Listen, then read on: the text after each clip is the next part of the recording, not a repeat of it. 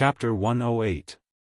On the morning of the second day, the sky was not yet bright, and a thin mist floated in the mountains. The moon from last night had already moved to the opposite field. The carriages of Fan Manor did not disturb anyone in the fields, and headed in the direction of the capital. Teng Zijing and his wife stood at the gate to see them off, leaning on his crutches. Next to them, his daughter was rubbing her eyes, as if she had not woken up yet. The carriages arrived at the gates of the capital, but today was different from the day they had arrived. The markings on the carriages of Fan Manor were very eye-catching. The guards of the city patrol, who had just opened the gates, inspected them, and let the carriages into the city. After all, the previous commander of the city patrol, Jiao Ziheng, had been stripped of his position because of the assassination attempt on the eldest son of the Fan family. The guards of the city patrol, seeing the round markings on the Fan family carriages, did not dare to make things difficult for them. When the carriages arrived at Fan Manor, Fan Xijia yawned and got out of the carriage. He told the servants who came to greet him, "There are dried goods in the carriages. Take them to the back and put them away. You are not allowed to eat them. They are a favor prepared by Big Brother."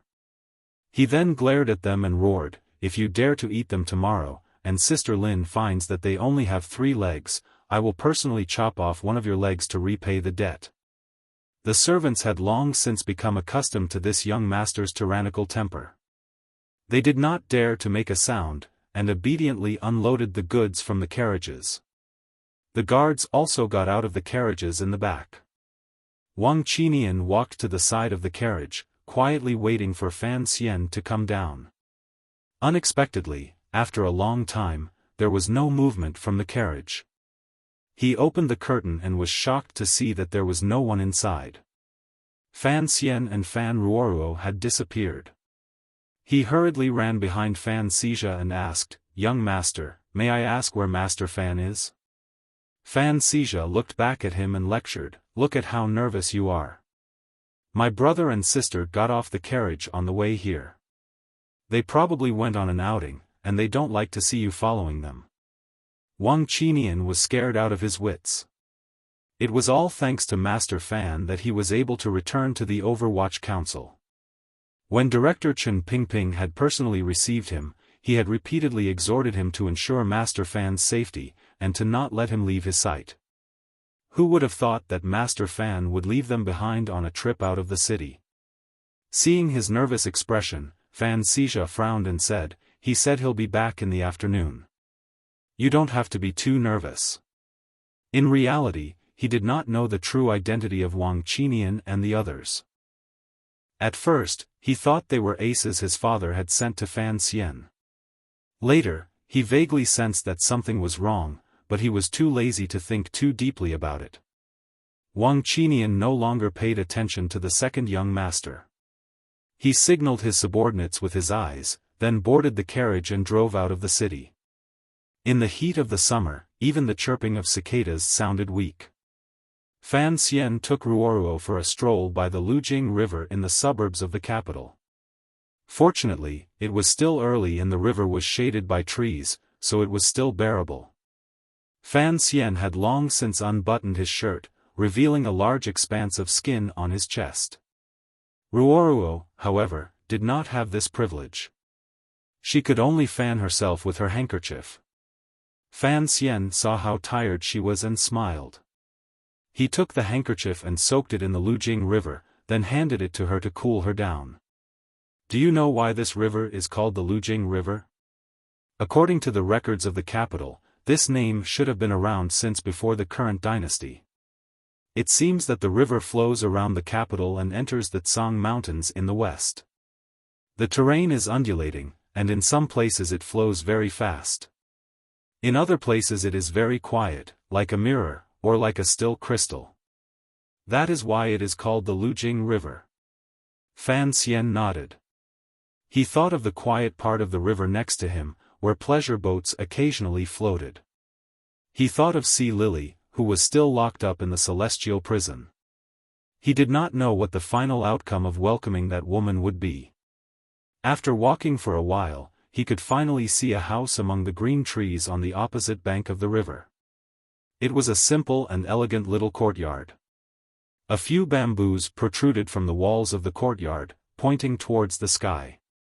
In this hot summer day, it actually emitted a cold air that stood proudly in the turbid world. Is that Taiping courtyard? Fan Xian frowned as he looked in that direction. Ruoruo replied, yes. I heard that many years ago, the master of the Yi family lived here. Later, the Yi family's property was taken over by the palace treasury, and this courtyard became a courtyard for the royal family. But when I often chat with Wuxia, I have never heard of any lady living here. Fan Xian grunted and nodded. Suddenly, a smile blossomed on his face. So this was where his mother had worked, fought, and lived. Ruoruo saw the smile on her brother's face, and for some reason, felt very happy. She asked, "What makes you so happy?" Fan Xian rubbed his sweaty fingers and shook his head. He did not say anything. Bringing his sister here today was already a very bold thing to do. Although from what he had seen in the capital, the Yi family did not seem to be much of a taboo. But since his father and Wu Zhu were so cautious, it was better for him to be careful, and so he did not say anything. He had come here today to take a look, mainly because he wanted to enter the courtyard to pay his respects. But since it had become a courtyard for the royal family, it was not convenient for him to go.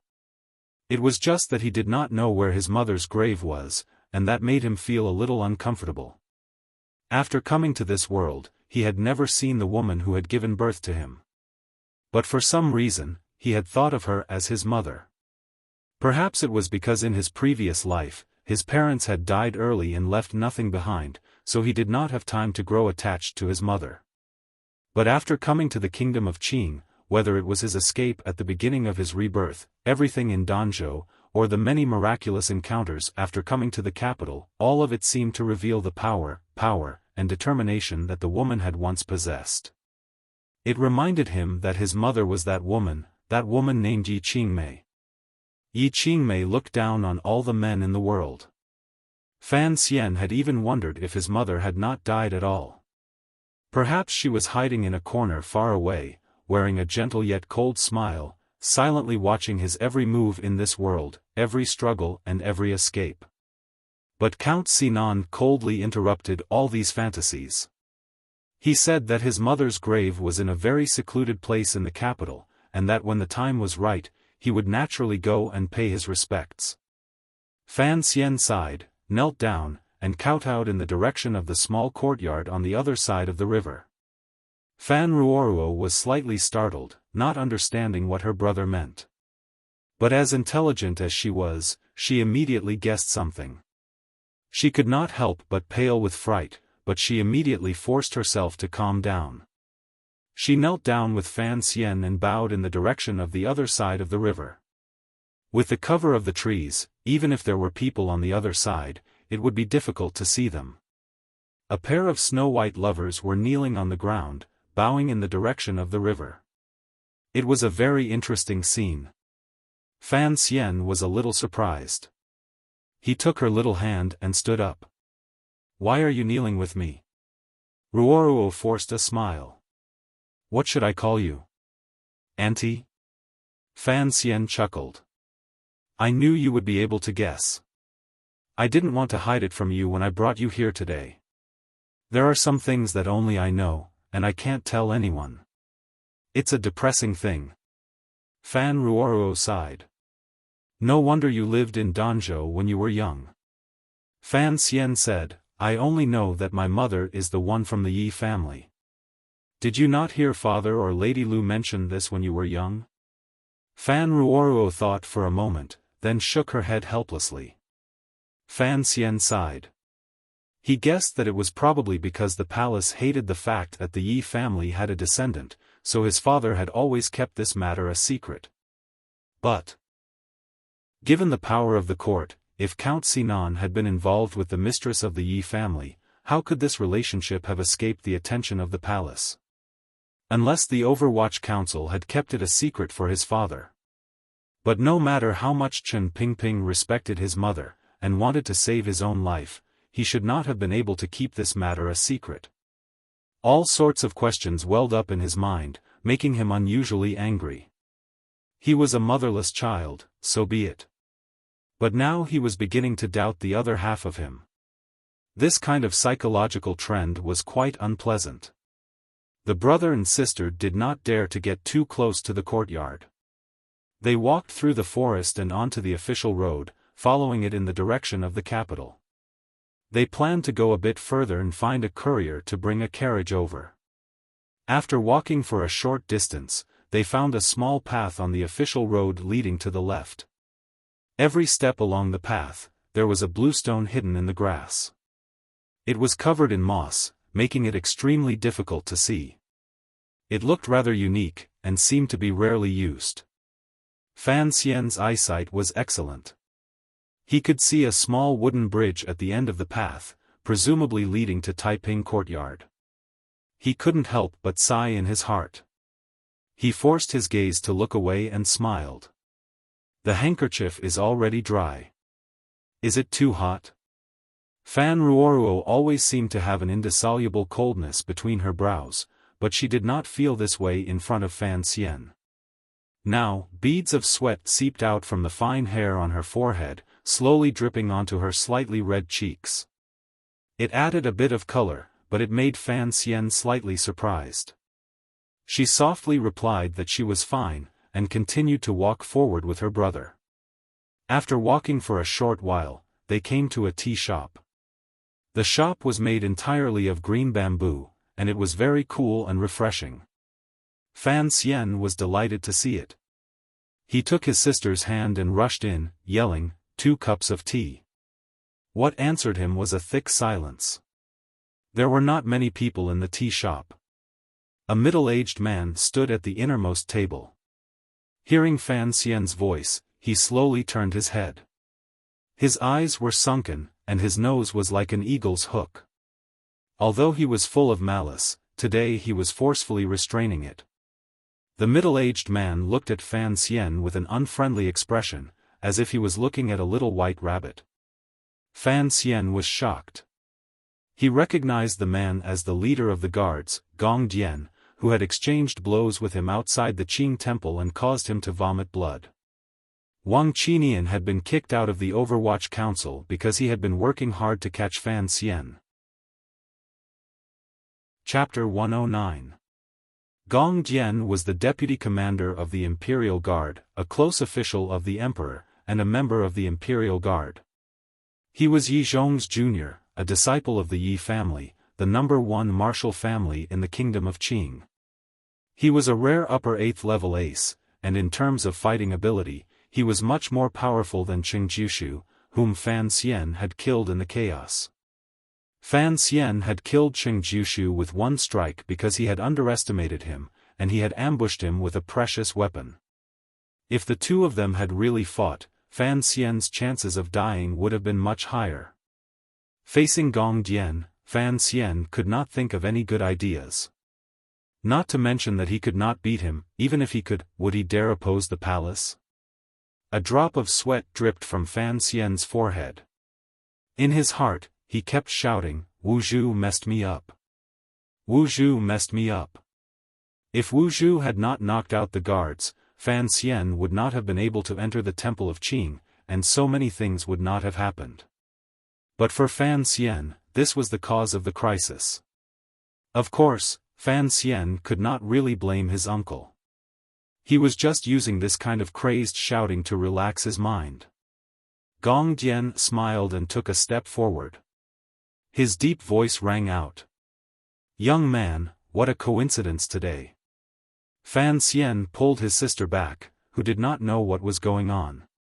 He smiled and replied, "I didn't expect to see you again, sir." At this moment, his mind was spinning rapidly. Wanner had once said that the nobleman in the Qing temple that day was the emperor. Then, Gong Dian's duty should be to surround and protect the emperor.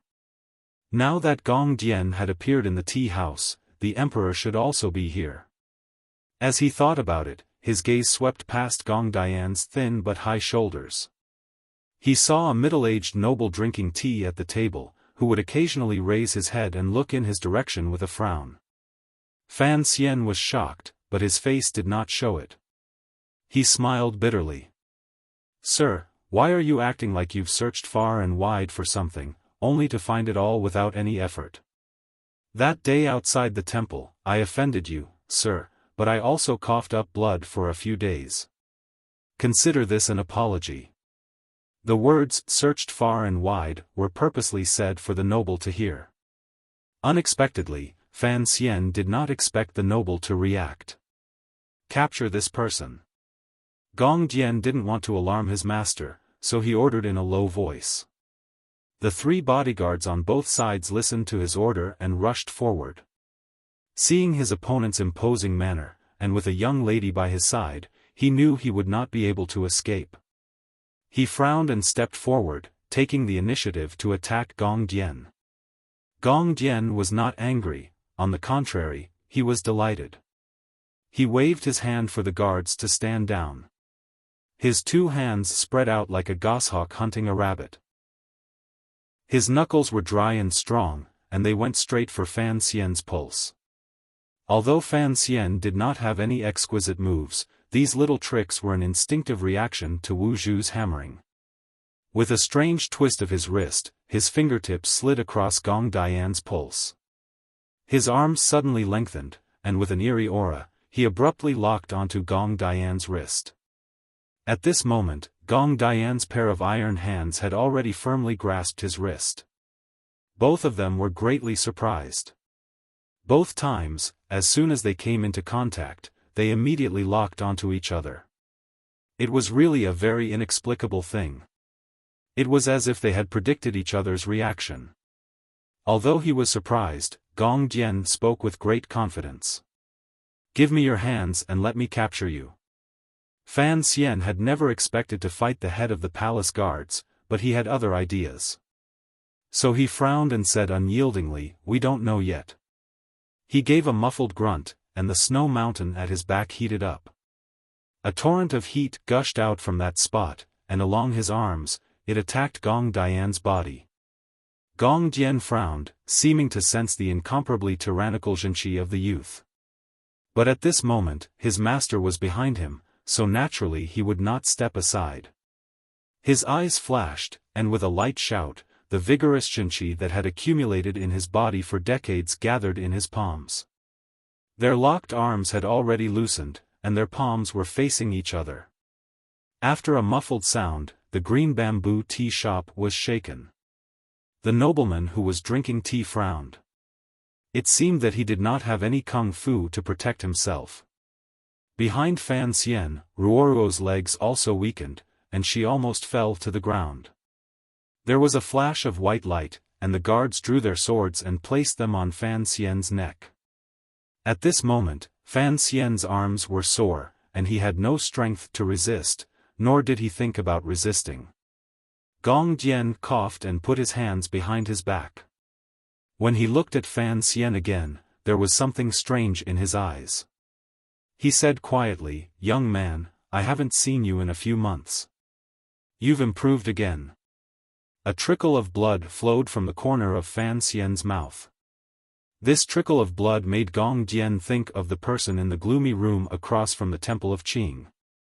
He couldn't help but feel a chill in his heart. He wasn't sure if he had done the right thing today. This time, it was clear that Fan Xian had lost, but Gong Dian was not as relaxed as he appeared. Aside from the nobleman, no one noticed that his hands, which were behind his back, were trembling. The strange and tyrannical zhenqi that Fan Xian had used to invade his body remained in his meridians, scraping them like little knives. After a while, it gradually calmed down. Able to use both the pen and the sword.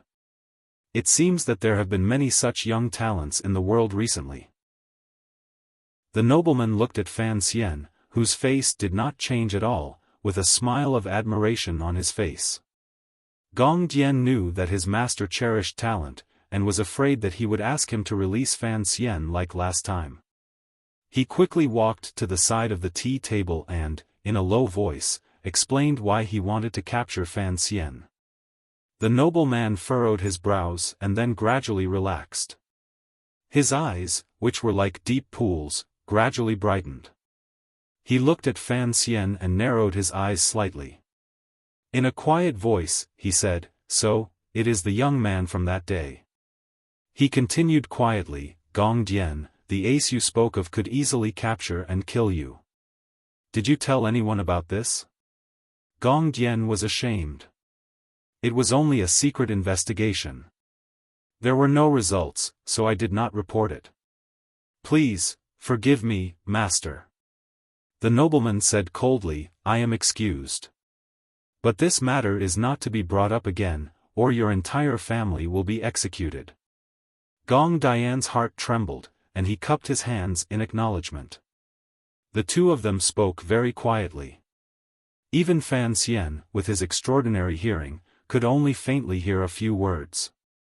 He didn't know what they were talking about. "Leave us. I want to speak with this young man," the nobleman ordered coldly. Gong Dian was startled. Although the master held the world in his hands, he was powerless. How could he allow him to be alone with this young man? The nobleman seemed to have guessed what he was thinking. He muttered to himself, "Gong Dian, stay. The rest of you may leave." "Yes, master." Although the guards didn't understand, they didn't dare to say anything else. They quickly left the tea house. Fan Xian's neck was free, and he twisted it comfortably. Ruoruo ran up to him and took his hand. Thinking of the danger he had just been in, she was so anxious that she almost cried. "Functionary Fan Xian, you have been disrespectful in front of the emperor. Do you know your crime?" "I do not know what crime I have committed." The conversation Fan Xian had imagined didn't happen. The nobleman just sat at the table and looked at him with interest. The nobleman's eyes seemed to be much softer than before. They lightly but carefully brushed over his face, which made Fan Xian feel a little uncomfortable. The nobleman opened his mouth and said quietly, "Young man, which family are you from?" "Sir, we are from the Fan family. Yesterday, we went to the country estate to rest. Today, we wanted to see the scenery, so we wandered here. I don't know why you are making things difficult for us." Fan Xian thought it would be more appropriate to call him, "Sir." Hearing his answer, Gong Dian was shocked. He now knew that the person he had been looking for was Fan Xian, the man who had killed an 8th-level master. Thinking of how Fan Xian's father, Count Sinan, was the master's trusted aide, and that he held some power that even he didn't know about, Gong Dian thought he understood why the master had ordered him not to reveal the existence of the Grandmaster. He looked at Fan Xian apologetically.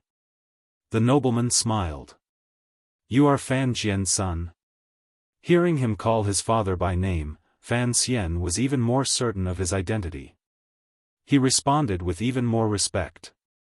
"That is correct." The nobleman nodded. "This is a misunderstanding. Don't bear it in your heart." Fan Xian hadn't expected the nobleman to be so easy to talk to. He was stunned for a moment before he came to his senses. "I wouldn't dare." The nobleman continued. "You've been in the capital for a few months now. How have you been?" Although he didn't understand why someone of his status would care about him, Fan Xian couldn't pass up this opportunity. Thinking of all the troubles he'd had in the past few months, he said with a hint of disappointment, "Living in the capital is not easy. It's not as good as home." "You mean Danzhou?" "Exactly. What's so good about Danzhou?" "Although Danzhou is remote, the people are simple. As long as you don't harm others, no one will harm you. It's not like after you've entered the capital. Whether you want to or not, there will always be things that will come to you." The nobleman didn't seem to expect the youth to be so direct. After a slight pause, he smiled. "The capital is unparalleled in its prosperity, and naturally its difficulties are also unparalleled. But with Master Fan's protection, and with Master Fan's reputation as a master of both the pen and the sword, I presume you will have a comfortable life in the capital." It was as if Fan Xian was listening to a jade edict. If he hadn't been faking it, he would have knelt down and thanked the edict, and then announced it to the entire capital. The words of the emperor were like gold and jade, but his face remained calm. "I hope so," he replied softly. It was getting late, and the nobleman had many matters to attend to. He got up and left. Before he left, he looked at Fan Xian carefully and smiled with satisfaction. "If fate wills it, we will meet again." He then turned to Fan Ruoruo and said quietly, "Little girl, when you were a baby, I held you. I didn't think you'd become a big girl in the blink of an eye.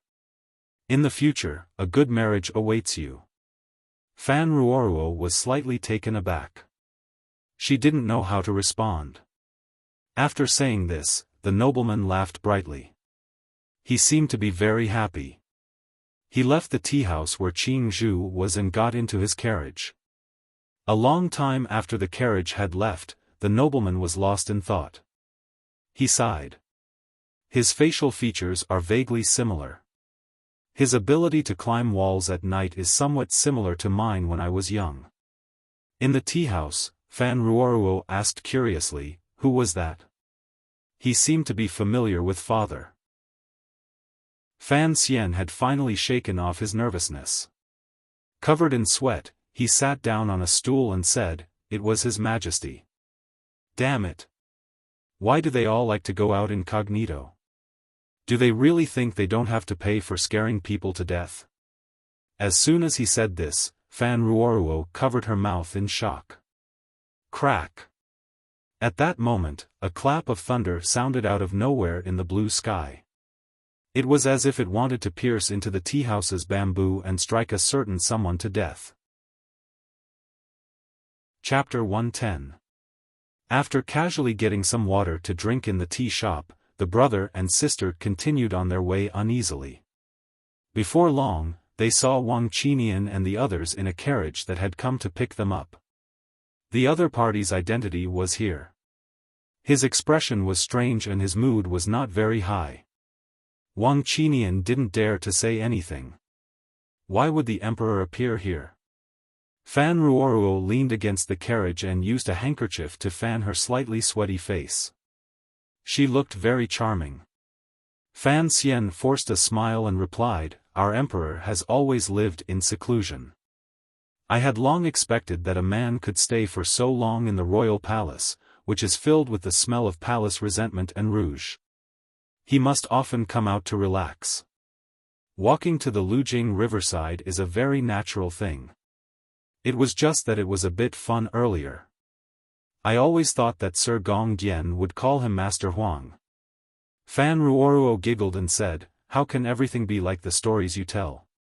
If it was really like that, you should have opened a storytelling shop a long time ago." Speaking of storytelling shops, Fan Xian immediately thought of the tofu shop. Furrowing his brows, he asked, "Ruoruo, what are you planning to do in the future?" Fan Ruoruo's expression darkened. In these days, after a woman married, it was to accompany her husband and children, do embroidery, and take care of the backyard. Given Ruoruo's knowledge and ability, she would probably be unwilling to spend her life like this. However, she couldn't make more plans at the moment, so she could only temporarily leave it as it was. After entering the capital, the carriage went straight to the 28-li slope. The 28-li slope was not a large slope. It was just a famous name in the south of the capital.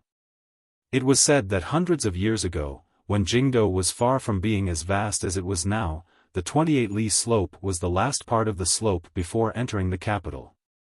It was a full 28 li from the last relay station on the official road in the southwest. Every time the carriage came here and traveled the last 28 li, the horses and people were tired. They were particularly tired. The last part of the slope looked even taller than Dong Mountain by the seaside. The 28 li slope's name came from this. 28 li hill had long since been absorbed into the city walls and turned into a street. Only its name remained, and Qingyu Hall was located here. The carriage stopped some distance away. Fan Xian and his sister alighted and walked along the street. Along the way, they saw a neat row of small storefronts, all made of the cheap wood from Lingnan. They were painted with varnish, and the wood spots were clear.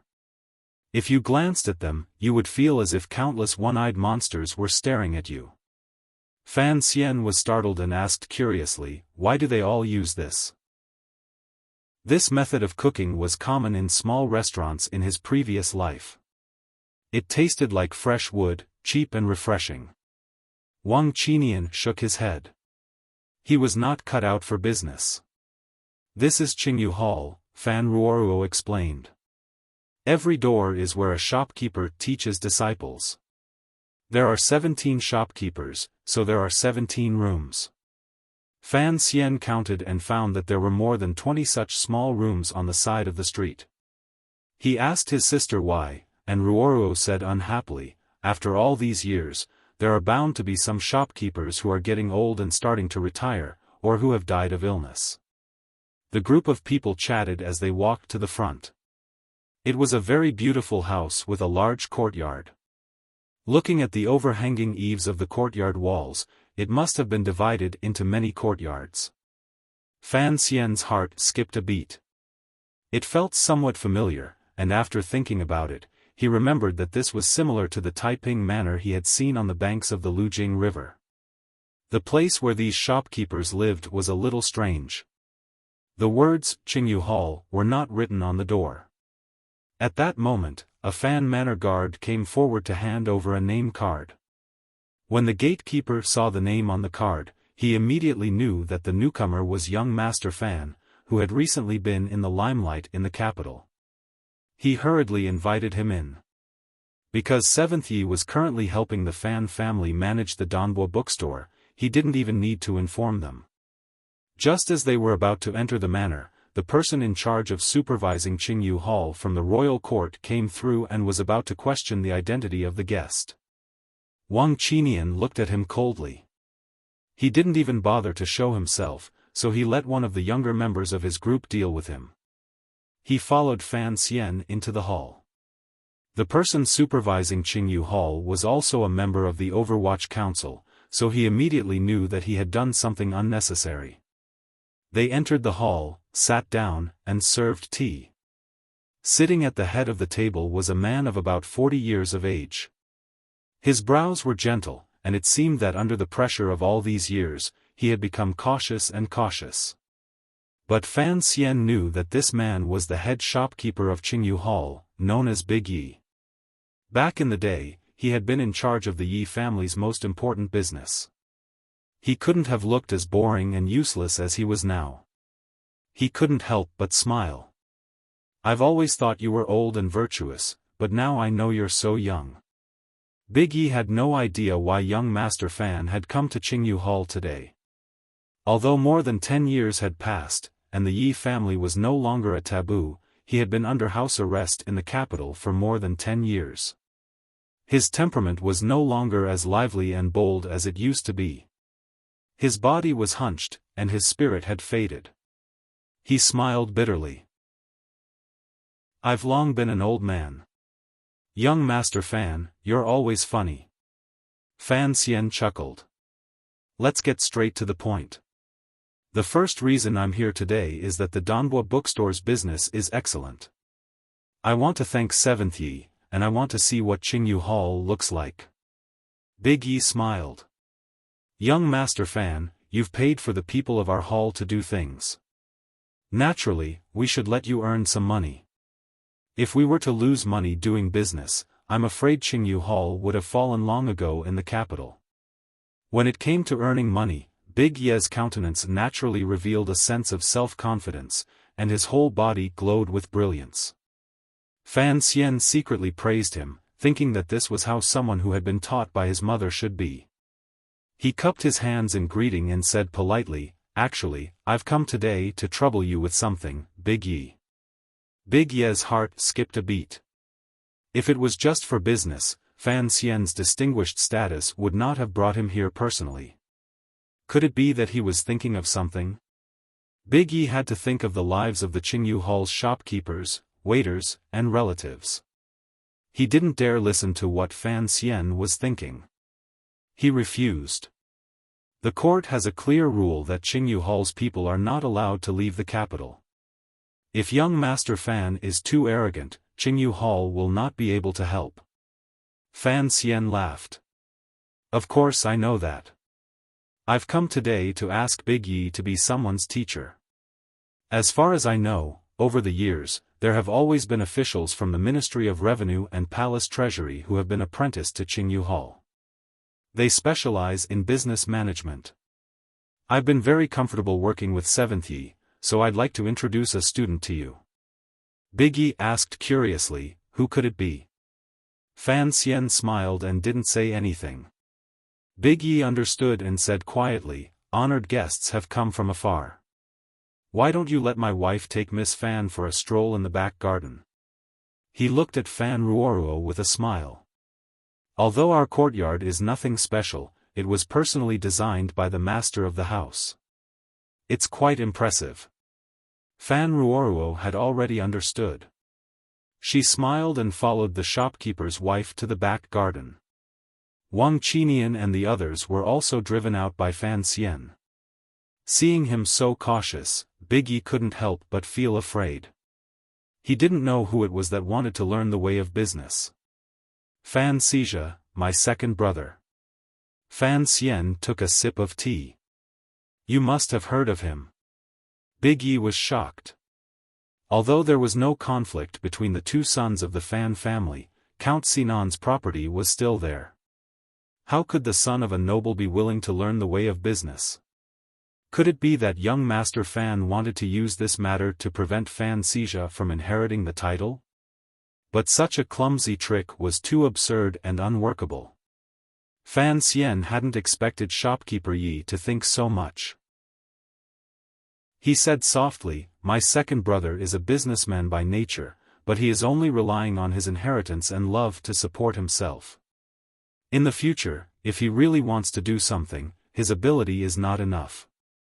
So I hope he can have the honor of becoming a disciple of head shopkeeper. Big Yi quickly shook his head. As cautious as he was, he didn't dare get involved in such matters. He said, Assistant Minister Fan is in charge of all the money and grain in the world. This business is bigger than anyone else's.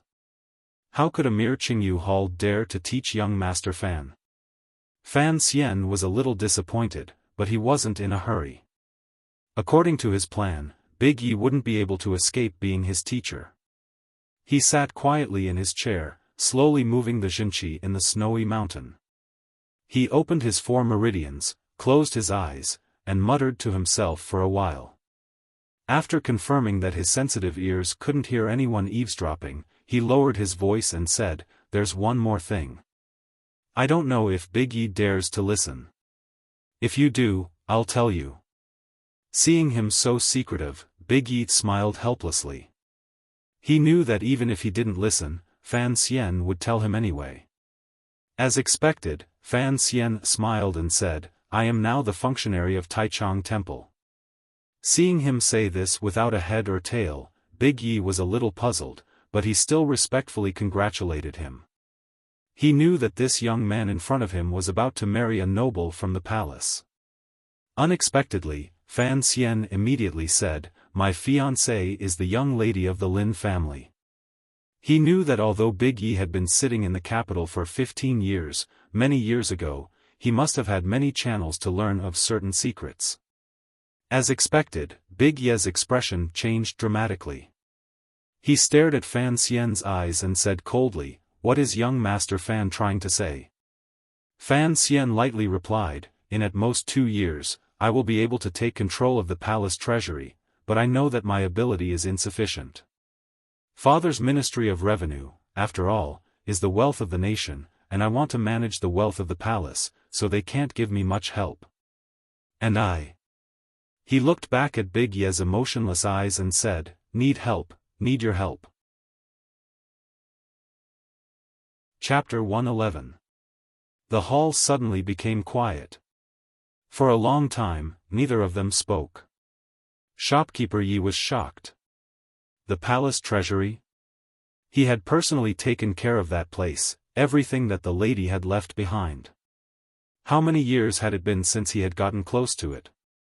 But how could the court allow people like him to get close to that property again? As if guessing what he was thinking, Fan Xian smiled. I have read the edict summoning you to the capital. You are not allowed to invest in the business, but no one has said that you are not allowed to take over the Yi family. The temptation was too great. For the shopkeepers of Qingyu Hall, managing the properties of the manors and controlling the copper mines and salt fields was not enough for them to show their true abilities. And the palace treasury, in the eyes of the shopkeepers of Qingyu Hall, it was their property to take care of. Just look at what the eldest princess had done to the property left behind by the lady. Every time they thought of this, these professional managers felt their teeth itch with hatred. Master Fan's invitation represented the opinion of Fan Manor, and Fan Manor had a special relationship with His Majesty. Could it be that His Majesty had finally thought it through? Fan Xian stood up and smiled. This is only a suggestion. There is still a long time. You can take your time to think about it, shopkeeper. Having said that, there was nothing more to say. After Fan Ruoruo returned from her boring stroll, the people of Fan Manor took their leave. Shopkeeper Yi respectfully saw them out the door and watched them get into the carriage. Only then did he wipe the cold sweat from his forehead. Fan Xian suddenly poked his head out of the carriage. His beautiful face was as bright as the sun. He called out loudly, "Shopkeeper, if you have really thought it through, remember to call someone to the manor. I will bring my second brother and some cured meat to pay respects to you." Shopkeeper Yi heard him call out, thinking that Fan Xian was going to talk about taking care of the troublesome property in front of everyone. He was startled, but when he heard that it was about that matter, he calmed down. He knew that Fan Xian was reminding him that if he was willing to accept the conditions, he would have to become Fan Xian's teacher. But Shopkeeper Yi didn't understand. Why did he have to bring cured meat to become a teacher? He frowned. It seemed that many years ago, it was either 9th Yi or 23rd Yi who had mentioned cured meat. Why did 9th Yi and 23rd Yi bring it up? He slapped his forehead and returned to Qingyu Hall, somewhat sorrowful that his memory had indeed deteriorated. On the carriage back to the manor, Fan Xian was also a bit tired. He had never been a person who liked to scheme.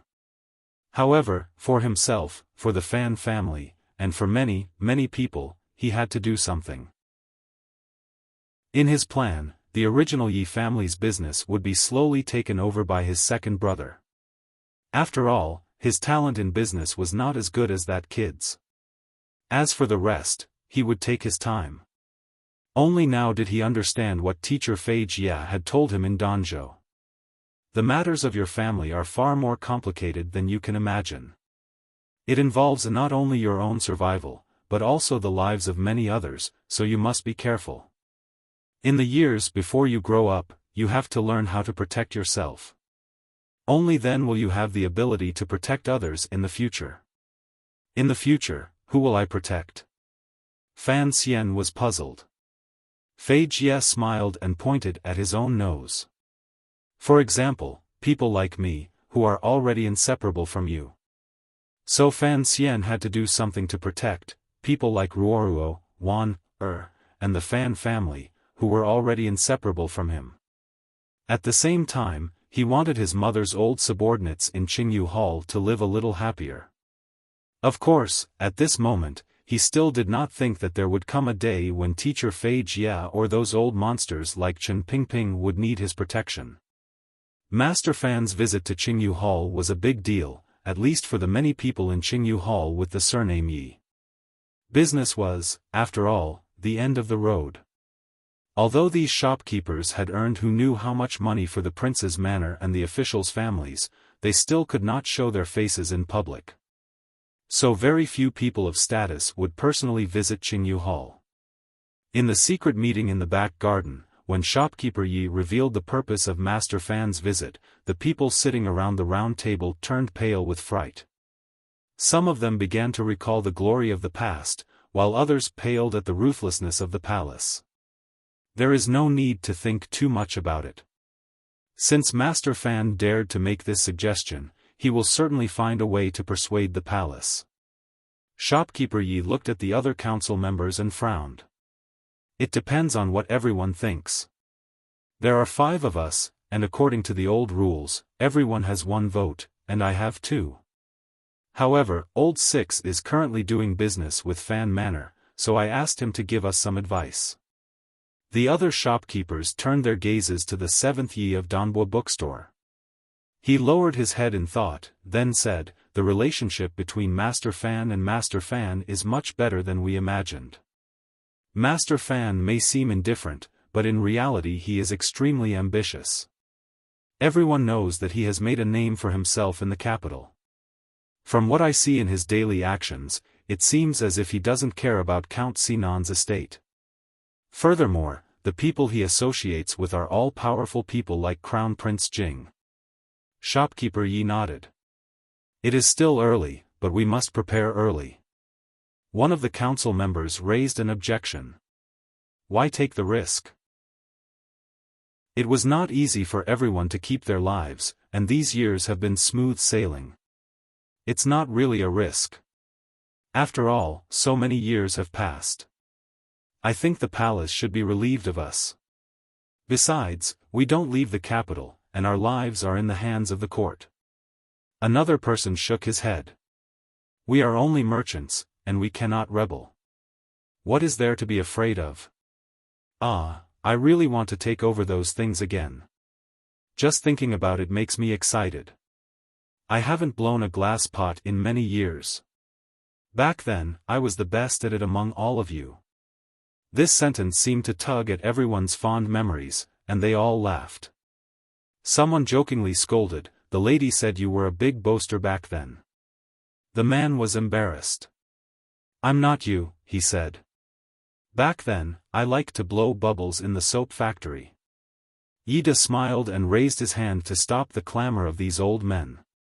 "Do you have any other opinions?" he asked. The first council member who raised an objection stopped laughing and said calmly, "First, we must confirm that the palace has given us permission before we can do it. Although we all want to return to the place where we started, safety is still the most important thing. The lady said back then that as long as we are alive, anything is fine." Eldest Yi frowned. Fan Manor used to have a good relationship with the Yi family. These years, the Overwatch Council and Count Sinan have taken good care of us. I don't think Count Sinan will betray us. The council member said coldly, "Don't forget, the Li family used to have a good relationship with the Yi family. In the end, we were still betrayed by them." Li was the surname of the country, so the Li family was naturally the royal family. As soon as this was brought up, the secret room in the back garden of Qingyu Hall fell silent. The faces of the people around the round table showed uneasy expressions. Summoning the old members of the Yi family had always been a risky matter, so Fan Xian was only going to make the first move. Moreover, he was using the excuse of inviting a teacher for Fan Xija, so that not many people would notice. After all, he didn't know how long it would be before he actually took over the palace treasury. Before he took over, he had to first prove that he had the ability to do so, and before that, he had to meet the emperor's definition. The emperor's definition of accepting a member of the palace treasury was simple: whoever married Lin Wan would have the palace treasury.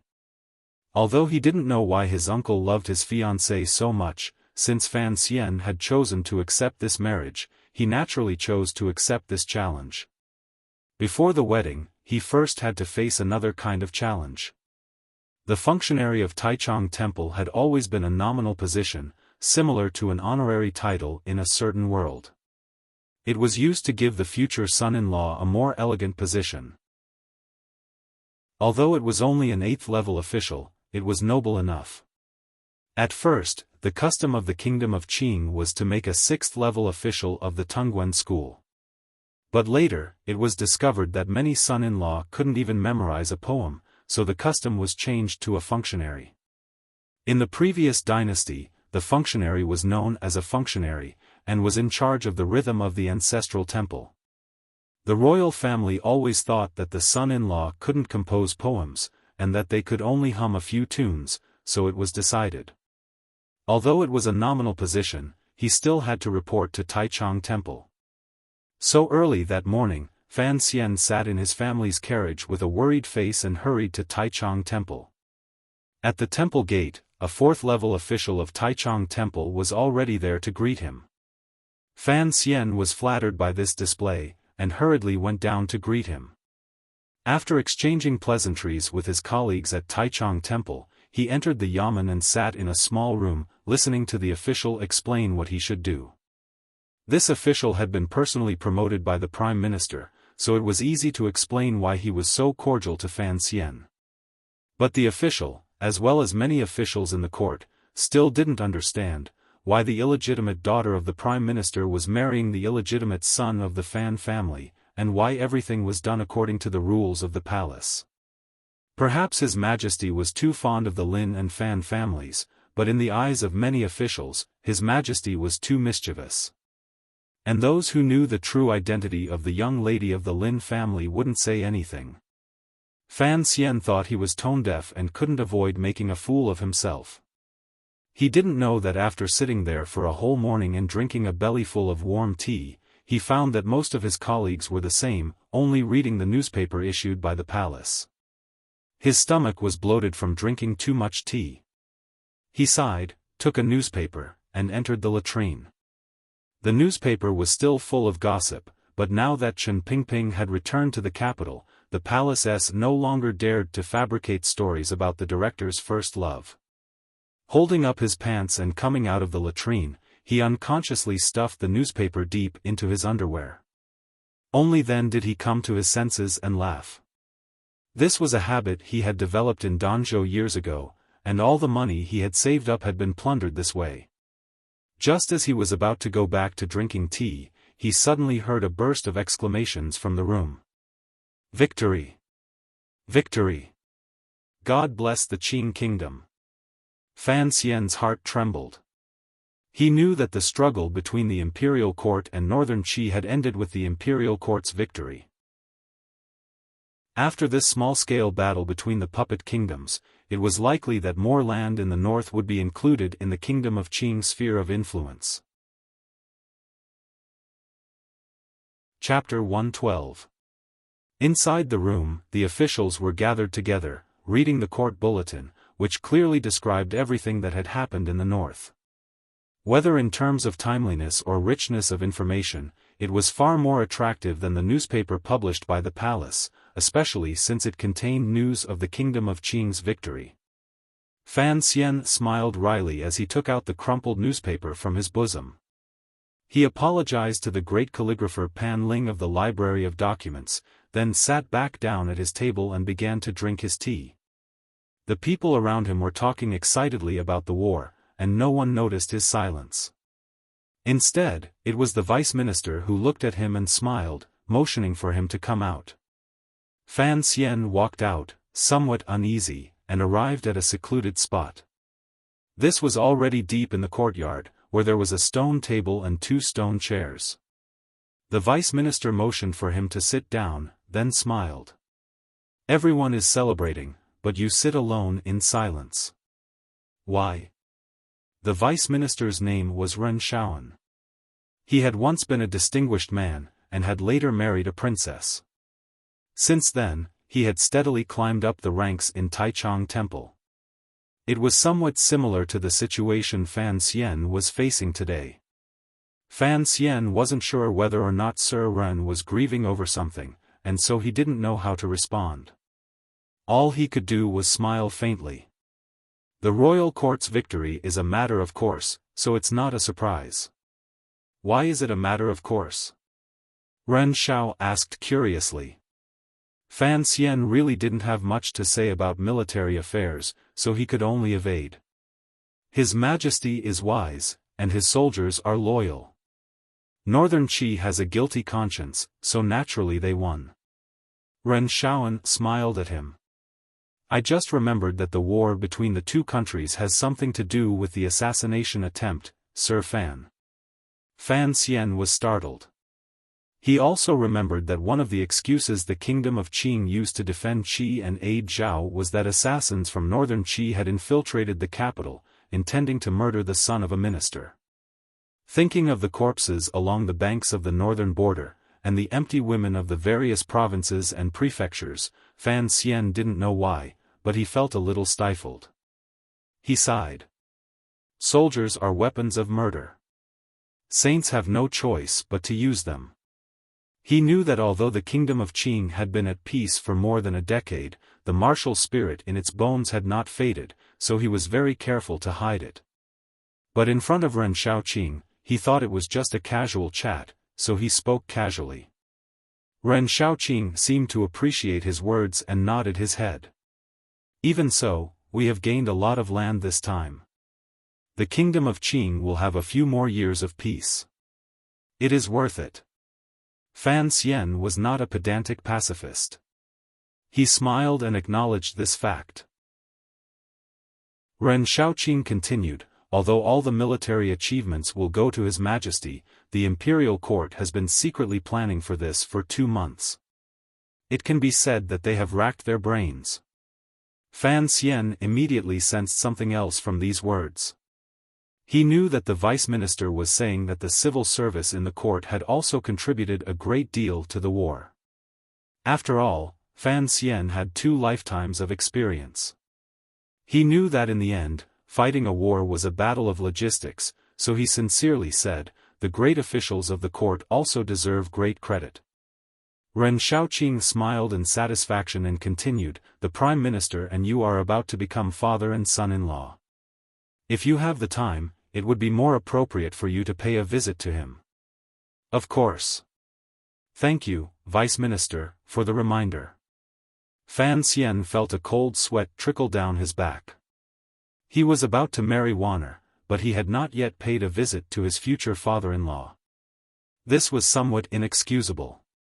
But this was supposed to be an open relationship between the Lin Manor and the Fan Manor. Why would Ren Xiaoqing tell him this in private? As expected, Ren Xiaoqing said quietly, Teacher hopes that you will go to the Prime Minister's manor alone. He does not want to alarm too many people. Fan Xian accepted the order fearfully. The next day, the court was filled with flattering words. The military received many rewards, and the 4th Bureau of the Overwatch Council was also rewarded by an imperial edict for their intelligence. But to everyone's surprise, Count Sinan, the assistant minister of the Ministry of Revenue, Fan Jian, stepped forward and said that this victory was all thanks to the Prime Minister's racking his brains. He had prioritized the affairs of the state before the affairs of his family. He had smoothed out the logistics and had provided them with sufficient provisions. The officials were in an uproar. They did not understand why their political enemies were so harmonious today. But when they thought about the marriage between the two families, they suddenly understood. What was even more unexpected was that Guiyu, the Minister of Rights, who had always been on the Prime Minister's side, spoke out against it. Most unexpected of all. Chen Pingping went to court. When His Majesty asked him about it, he sat in his wheelchair and softly said, the Prime Minister has worked hard. At this point, the political enemies who had been attacking the Prime Minister over the collusion between Wu Boan and Northern Qi suddenly quieted down. His Majesty had issued an imperial edict to comfort him, and Lin Ruofu had regained his footing. And there was a rumor in the court that the Prime Minister, because of the marriage alliance with the Fan family, had turned to the second prince. The second prince, who had originally had no support in the court, had suddenly become a powerful figure. No one knew that behind all this, the depressed Ren Xiaoqing of Taichung Temple and the 8th-level functionary of Taichung Temple were chatting under the courtyard wall. Through Fan Xian, he had sold his father-in-law a favor. This time, he felt a little more secure. Although he was still afraid that the Prime Minister would find out that he had ordered people to kill the second young Master Lin, he did not have to hide like he had for the past 2 months. He did not have to go to Taichung Temple every day. He only had to go to the temple once every 10 days. That afternoon, Fan Xian rode in a carriage to the royal courtyard. Now that his marriage to the girl in the courtyard was known throughout the capital, and with Fan Manor's generosity, the guards in charge had begun to turn a blind eye. Fan Xian and his sister walked in together. They were not in the mood to look at the wild flowers and weeds in the garden. They just followed the gravel path to the small building. Fan Ruoruo was a little surprised. "Brother, you seem to be familiar with this place." Fan Xian smiled. "I have a good memory. It's not like you don't know that." But in his heart, he laughed. Over the course of 10 days, he would go in and out of the garden 2 or 3 nights a day. It was difficult not to be familiar with it. Unfortunately, according to the rules, he, the future son-in-law of the princess, still could not see Lin Wanner in the courtyard. He could only sit downstairs and drink tea while Ruoruo went up alone. He was in no hurry. After all, he could see his fiancée every night, so there was no hurry. After a while, 2 people came down. Seeing the girl behind Ruoruo, Fan Xian's eyes brightened. The girl's eyes were clear and bright, and her eyebrows were a little thick, but she did not seem rude. On the contrary, she was very spirited. It was Yi Linger, the only daughter of the commander of the capital's garrison, Yi Zhong. Yi Linger saw a strange man waiting downstairs, and felt a little strange. Fan Xian smiled and rose to greet her. "Miss Yi, long time no see." As soon as the words left his mouth, Fan Xian knew that something was wrong. When he had met Yi Linger that day, he had put on makeup and assumed the identity of a doctor. Today, however, he had clearly come to the courtyard to visit. If he said, "Long time no see," he was afraid that Yi Linger would become suspicious. To his surprise, Yi Linger only looked at him coolly and bowed. "Greetings, Master Fan." Seeing that she knew who he was and was not surprised by what he had said earlier, Fan Xian knew that Wanner must have told this close friend about their relationship. He smiled and said, "Wanner is fortunate to have you as my companion. My sickbed is not so boring." "Fan Xian thanks you." Yi Linger's expression was cold. "Master Fan is too polite." Fan Xian saw that this woman didn't seem to like him, but he wasn't angry. He didn't think that just by relying on his pretty face, all the women in the world would have a natural liking for him, so he just smiled and bowed again. He turned to Ruoruo and said, "How did it go with the matter you asked?" Fan Ruoruo smiled. "That's what you're worried about," Sister Lin said. Fan Xian suddenly waved his hand and smiled. "Let's talk about our own family matters at home." Hearing this, Yi Linger flew into a rage. Fan Xian really was a narrow-minded person. The meaning of his words was too obvious. Did he mean that the matter between the Fan and Lin families did not need to involve Yi Linger? "Master Fan," she said angrily, "don't go too far in your words and actions." Fan Xian was taken aback. Where did this come from? Why did Miss Yi have such a bad temper? He felt inexplicably irritated. Ignoring her, he took his sister by the hand and walked out of the manor. Outside the courtyard, Yi Linger left the manor with the servant girls. Seeing Fan Xian holding Ruoruo's hand, she laughed coldly. Fan Xian did not understand. He held Ruoruo's cold hand and waited for the carriage to arrive. Ruoruo's expression became somewhat awkward. Indeed, there were not many siblings in the world who were as close to each other as they were, and Fan Xian did not often pay attention to such things. Seeing his sister's expression, Fan Xian finally understood. He wondered why that woman kept pestering him. The relationship between him and Ruoruo was like the bright moon and the cool breeze, so he was particularly angry. He turned to Yi Linger and frowned. "Miss Yi, Is it because there are no adults at home to discipline you? Is that why you wander around the capital and Dingzhou every day? Yi Ling'er had not expected that her unintentional sneer would provoke such a vicious verbal attack. Who are you calling uneducated? She shouted angrily. Who said that? Fan Xian smiled warmly. I don't think anyone here has. Seeing him act like a scoundrel, Yi Ling'er became even more exasperated. Then aren't you wandering around the capital every day? You're about to get married, and yet you're still so indecent. I haven't seen you go to Taichung Temple many times. Is it because there are no adults at home to discipline you as well? Fan Xian's gentle temperament carried a hint of murderous intent, but he was even more mischievous. He knew that if he did not get angry, she would get even angrier, so he spoke even more warmly. I've come to visit my fiancée, and that's all right. Miss Yi and my Wanner are good friends, and you often visit. I have already thanked you. I just hope that you will watch your words, and not try to drive a wedge between our families. Yi Ling'er was so angry that her lips twitched. Hearing him play this trick again, she said hatefully, I don't know what Wanner sees in you, you foppish playboy. Fan Xian sighed. How am I foppish? Yi Ling'er said hatefully, you're not good at literature, and you're not good at martial arts. Are you saying that you're a foppish playboy? Fan Xian laughed, a little ashamed. I loathe boasting, he said. But people in the capital say that I'm skilled in both literature and martial arts, that I can compose a poem in 7 steps, and that I can kill in 7 steps.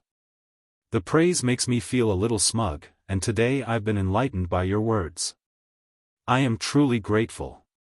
Seeing him act like this, Yi Ling'er remembered his reputation, and angrily stamped her foot. She didn't know what to say. Suddenly, she bit her rosy lips and put her hand on the knife at her waist. After some thought, she removed the knife and threw it on the ground in front of Fan Xian. It made a crisp sound. Chapter 113. Following the sound, the gate to the royal courtyard fell silent. Although the kingdom of Qing had enjoyed a long period of peace, and there were only small skirmishes on the northern frontier, it had only been a few decades since the founding of the kingdom, so the people were still valiant and courageous. As the daughter of a military family, it was normal for Yi Ling'er to have a small scimitar at her waist. But, to throw it in front of Fan Xian's feet was quite unusual. Fan Xian raised his eyebrows. He knew that this was an invitation to a duel, similar to the world he had lived in. When European nobles dueled, they liked to throw their gloves at each other's faces. He scratched the right side of his face, feeling a little itchy. Amused, he thought that if the duel rule in the kingdom of Qing was to throw the knife at the opponent's face, then every duel would be successful. Everyone looked at Fan Xian. Ruoruo nervously tugged at Fan Xian's sleeve.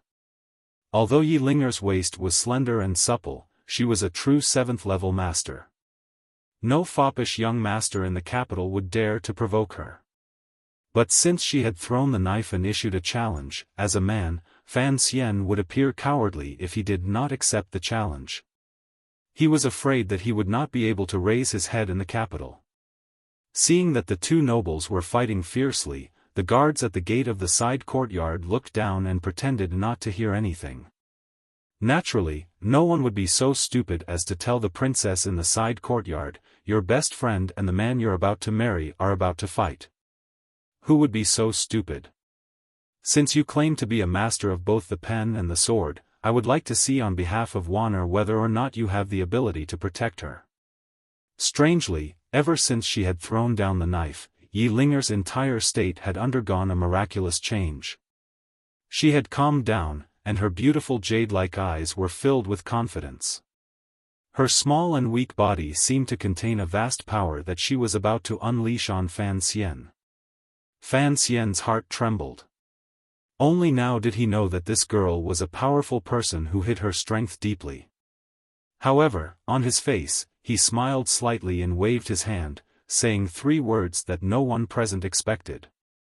I refuse. Refuse the duel? This was a very rare thing. Refusing a woman's challenge would probably make Fan Xian unable to raise his head. No one understood why Fan Xian would make such a jaw-dropping choice. Fan Xian explained sincerely, although Miss Yi does not like me, you are still Wan'er's good friend. How could I have the heart to attack you? Without waiting for the crowd to cheer, he smiled and said, what's more, I don't want to hit women unless it's absolutely necessary. The carriage had arrived a long time ago, but seeing the tense situation, it had stopped outside. Wang Qinian saw that his opponent was Yi Ling'er, and could only worry helplessly. He did not dare to use his identity as an Overwatch Council member to pressure his opponent. Having said this, Fan Xian once again took his sister's little hand and walked towards the carriage in a show of force. A clear voice rang out furiously. Finally, Yi Ling'er could no longer endure Fan Xian's incessant barrage of insults. She exploded.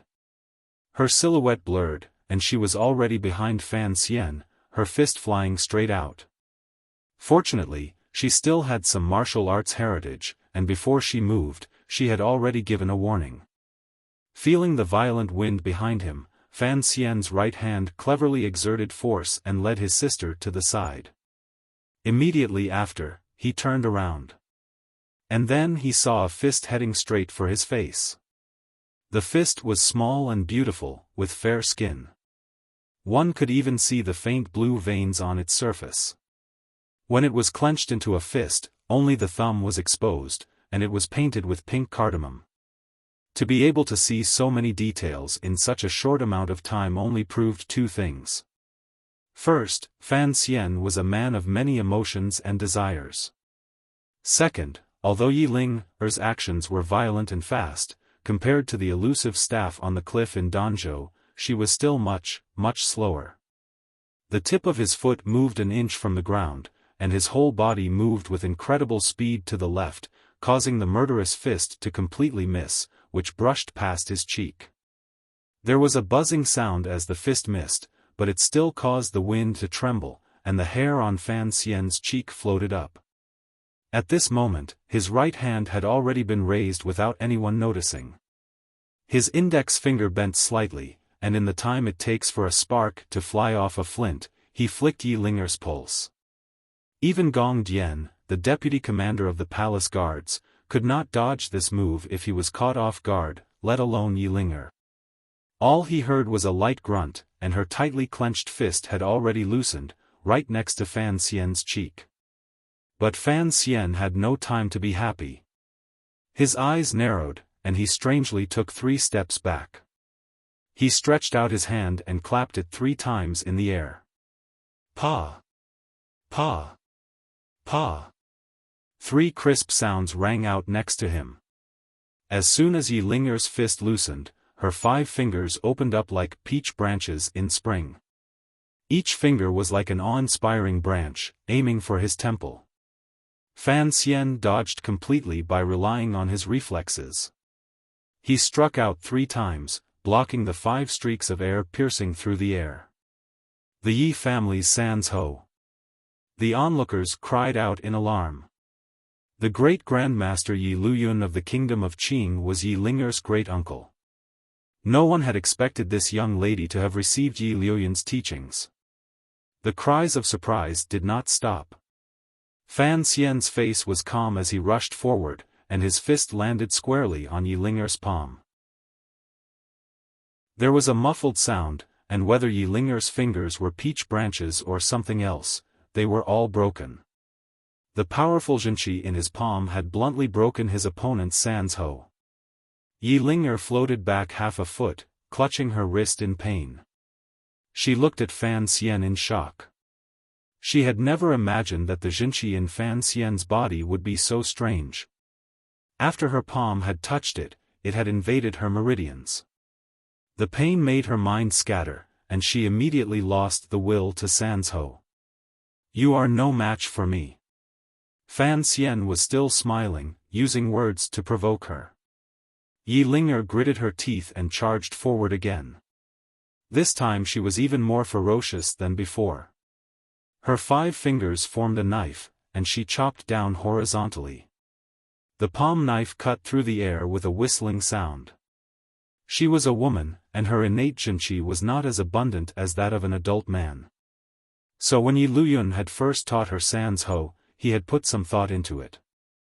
When faced with an expert whose zhenqi was stronger than hers, she would use her fingers as a palm, turning the will of the Sancho's withered branches into the power to chop wood. Fan Xian felt a chill in his heart, but his body did not sway under the wind of the palm strikes.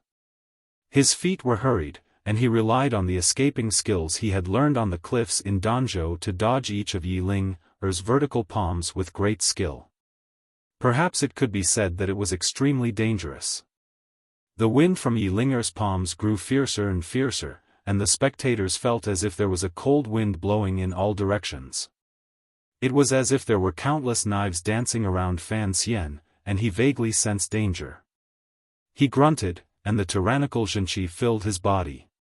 He stomped heavily on the ground, and forcibly stopped himself from retreating. He exerted strength in his waist and abdomen, and his whole body felt as if someone had punched him from behind. He suddenly shot forward. From retreat to advance, there was no sign of stopping. The wind from the palm strike disappeared, and so did Fan Xian. The next moment, the spectators' mouths dropped open. Fan Xian had disappeared from Yi Ling's bosom. His 2 hands were like iron pincers around her armpits, and he lifted her terrifying palms and placed them on his shoulders. To be precise, before Yi Ling's 2 palms struck down, he had used a technique similar to holding her in his arms to grab her vitals. Fan Xian's trick seemed shameless, but in reality, he was trying to find the only way to get close to her in the midst of the wind from the palm strikes. Furthermore, it was only a very small space in the blink of an eye. His speed and eyesight had already reached a terrifying level. Of course, this was all thanks to Wu Zhu's teachings. Yi Ling suddenly realized that Fan Xian was falling toward her like a ghost, and then he was hugging her. She frowned. She knew that for him to be able to get close to her body, he had to have some kind of eyesight technique. She was shocked, but not panicked. Her palms stopped moving, and her whole body rose into the air. Without any warning, she kicked toward Fan Xian's shin. If this kick landed, Fan Xian would probably fall on top of her in pain. However, at this moment, she couldn't care too much. Just then, Fan Xian let go of her hands, letting her unfinished palm strike fall freely. The structure of the human body was strange. If your palms were chopping down, it would be very difficult for your legs to kick up. Fan Xian needed a moment of discomfort from his opponent. Taking advantage of this brief moment, he had already rushed forward with his fist. This was Fan Xian's 3rd punch in the capital, after the murder on Nyolan Street. Each of his punches had broken a person's nose, and today was no exception. There was a soft sound, and a beautiful flower of blood floated in the air, giving off a romantic feeling. Yi Ling covered her nose and squatted down. There was blood between her fingers. After a moment, she began to cry out in pain. Fan Xian was speechless. "If you want to fight, I'll fight with you. How can you cry when you lose?" The servants of the Yi manor had long since surrounded her, but they were well behaved and did not swarm her. It seemed that it was common for Miss Yi to fight someone, but there were still many people who stared at Fan Xian. Fan Xian confidently brushed his robes, without any misgivings. But the royal guards who were watching from a distance lowered their voices and sighed. "Miss Ye's family is well educated, but I didn't expect her to be hit by Fan Xian's black fist." Seeing Miss Yi squatting on the ground and crying, Fan Xian remembered that she was only a 15-year-old girl. But he didn't feel any guilt. Not hitting women didn't mean he was willing to be hit. When his mother had first entered the capital, she had beaten this girl's father, the current commander of the capital garrison, Yi Zhong, into a pig's head. His own uncle Wu Zhu had once fought with Yi Luyun under the palace walls, forcing the Grand Master of the Kingdom of Qing to go into seclusion for several months, forsaking his sword and taking up Sans Ho. Him hitting Yi Linger could be considered a continuation of this glorious tradition. Chapter 114. Given Fan Xian's temperament, after the fight, he would have hurried home to find his mother. But he had never expected Ruoruo to glare at him. It seemed that his sister thought he had been too heavy-handed. He could only smile bitterly and shake his head, watching as she took out a handkerchief to wipe the blood from Yi Linger's nose. Yi Linger's nose is pretty, but it's a pity she looks like a snot-nosed child. Yi Zhong's family name is Yi, and so is my mother. Was it because of this that we never liked each other? Now Yi Linger and I don't like each other either.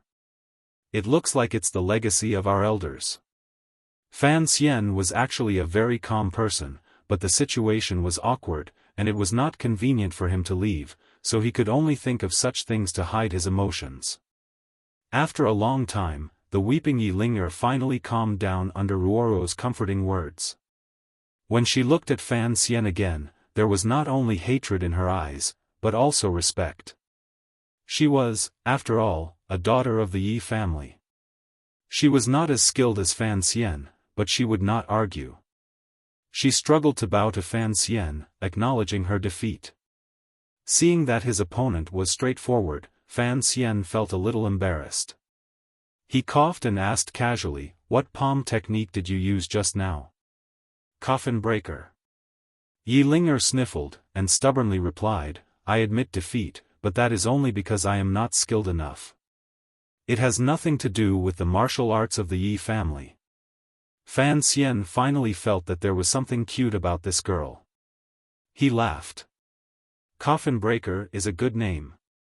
It seems to be a simplified version of Luyun Sans Ho. It is not easy for you to have such a level of martial cultivation. The sedan chair had to be carried by people in the front, and people in the back had to carry it as well. So Yi Linger covered her bleeding nose and snorted. "What move did you use?" she asked. Everyone in the Yi family was obsessed with martial arts. Yi Linger was in no hurry to get back at Fan Xian. Instead, she was anxious to find out what kind of strange and unimaginable method her opponent had used. The people of Qing loved martial arts, but no one had ever been like Fan Xian.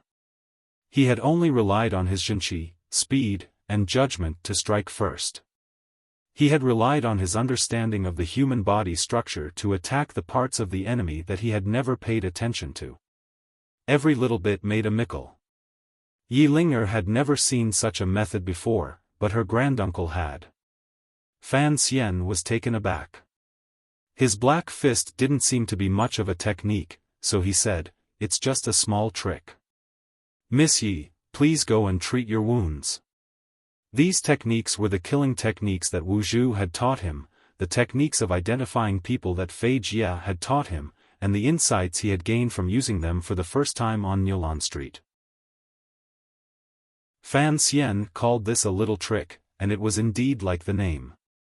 Later, Fan Xian's little tricks became famous in Jingdo. It became a name that could be included in a book on the martial path. This was something Fan Xian could not imagine at this time. Otherwise, he would certainly have named it something like Danzhou's plum-breaking hand or Sinan's 6 yang palms. But today, his little tricks had won against the great coffin breaker. Although this sort of sparring in Jingdo was mostly carried out in the manors, it was nothing new, so the Fan and Yi manors did not do anything. Yi Linger, who had admitted defeat, left resentfully. But before she left, she insisted on handing the curved knife at her waist to Fan Xian, saying that it was a prize for admitting defeat. Sitting in the carriage, Fan Xian smiled bitterly as he played with the prize in his hand. He thought that fighting a young girl for no reason might even offend the Yi manor. Fan Ruoruo seemed to have guessed what he was thinking. She smiled and said, "It doesn't matter. The children of the Yi manor love martial arts, and everyone knows that. Otherwise, they would not have produced a grandmaster. Yi Zhong is a man of integrity, and will not get angry over such a small matter. Fan Xian sighed. It's not entirely because of this matter. I just think it's ridiculous. Fan Ruoro laughed. Earlier, you refused to duel with her. That was quite surprising. Surprising? Are you worried that the people of the capital will think I'm a coward?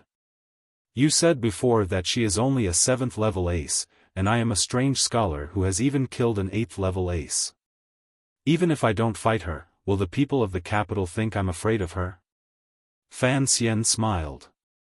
Although it is said that swords are more powerful than words, if words alone are enough to humiliate an opponent, then there is no need to resort to swords.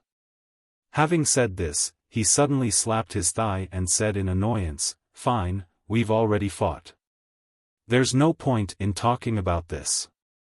Fan Ruoruo giggled. Fan Xian asked curiously, "Why does Miss Yi always dislike me?" "I don't know." Fan Ruoruo thought for a moment, then replied, "She probably thought that it was a very sad thing for sister-in-law to marry you.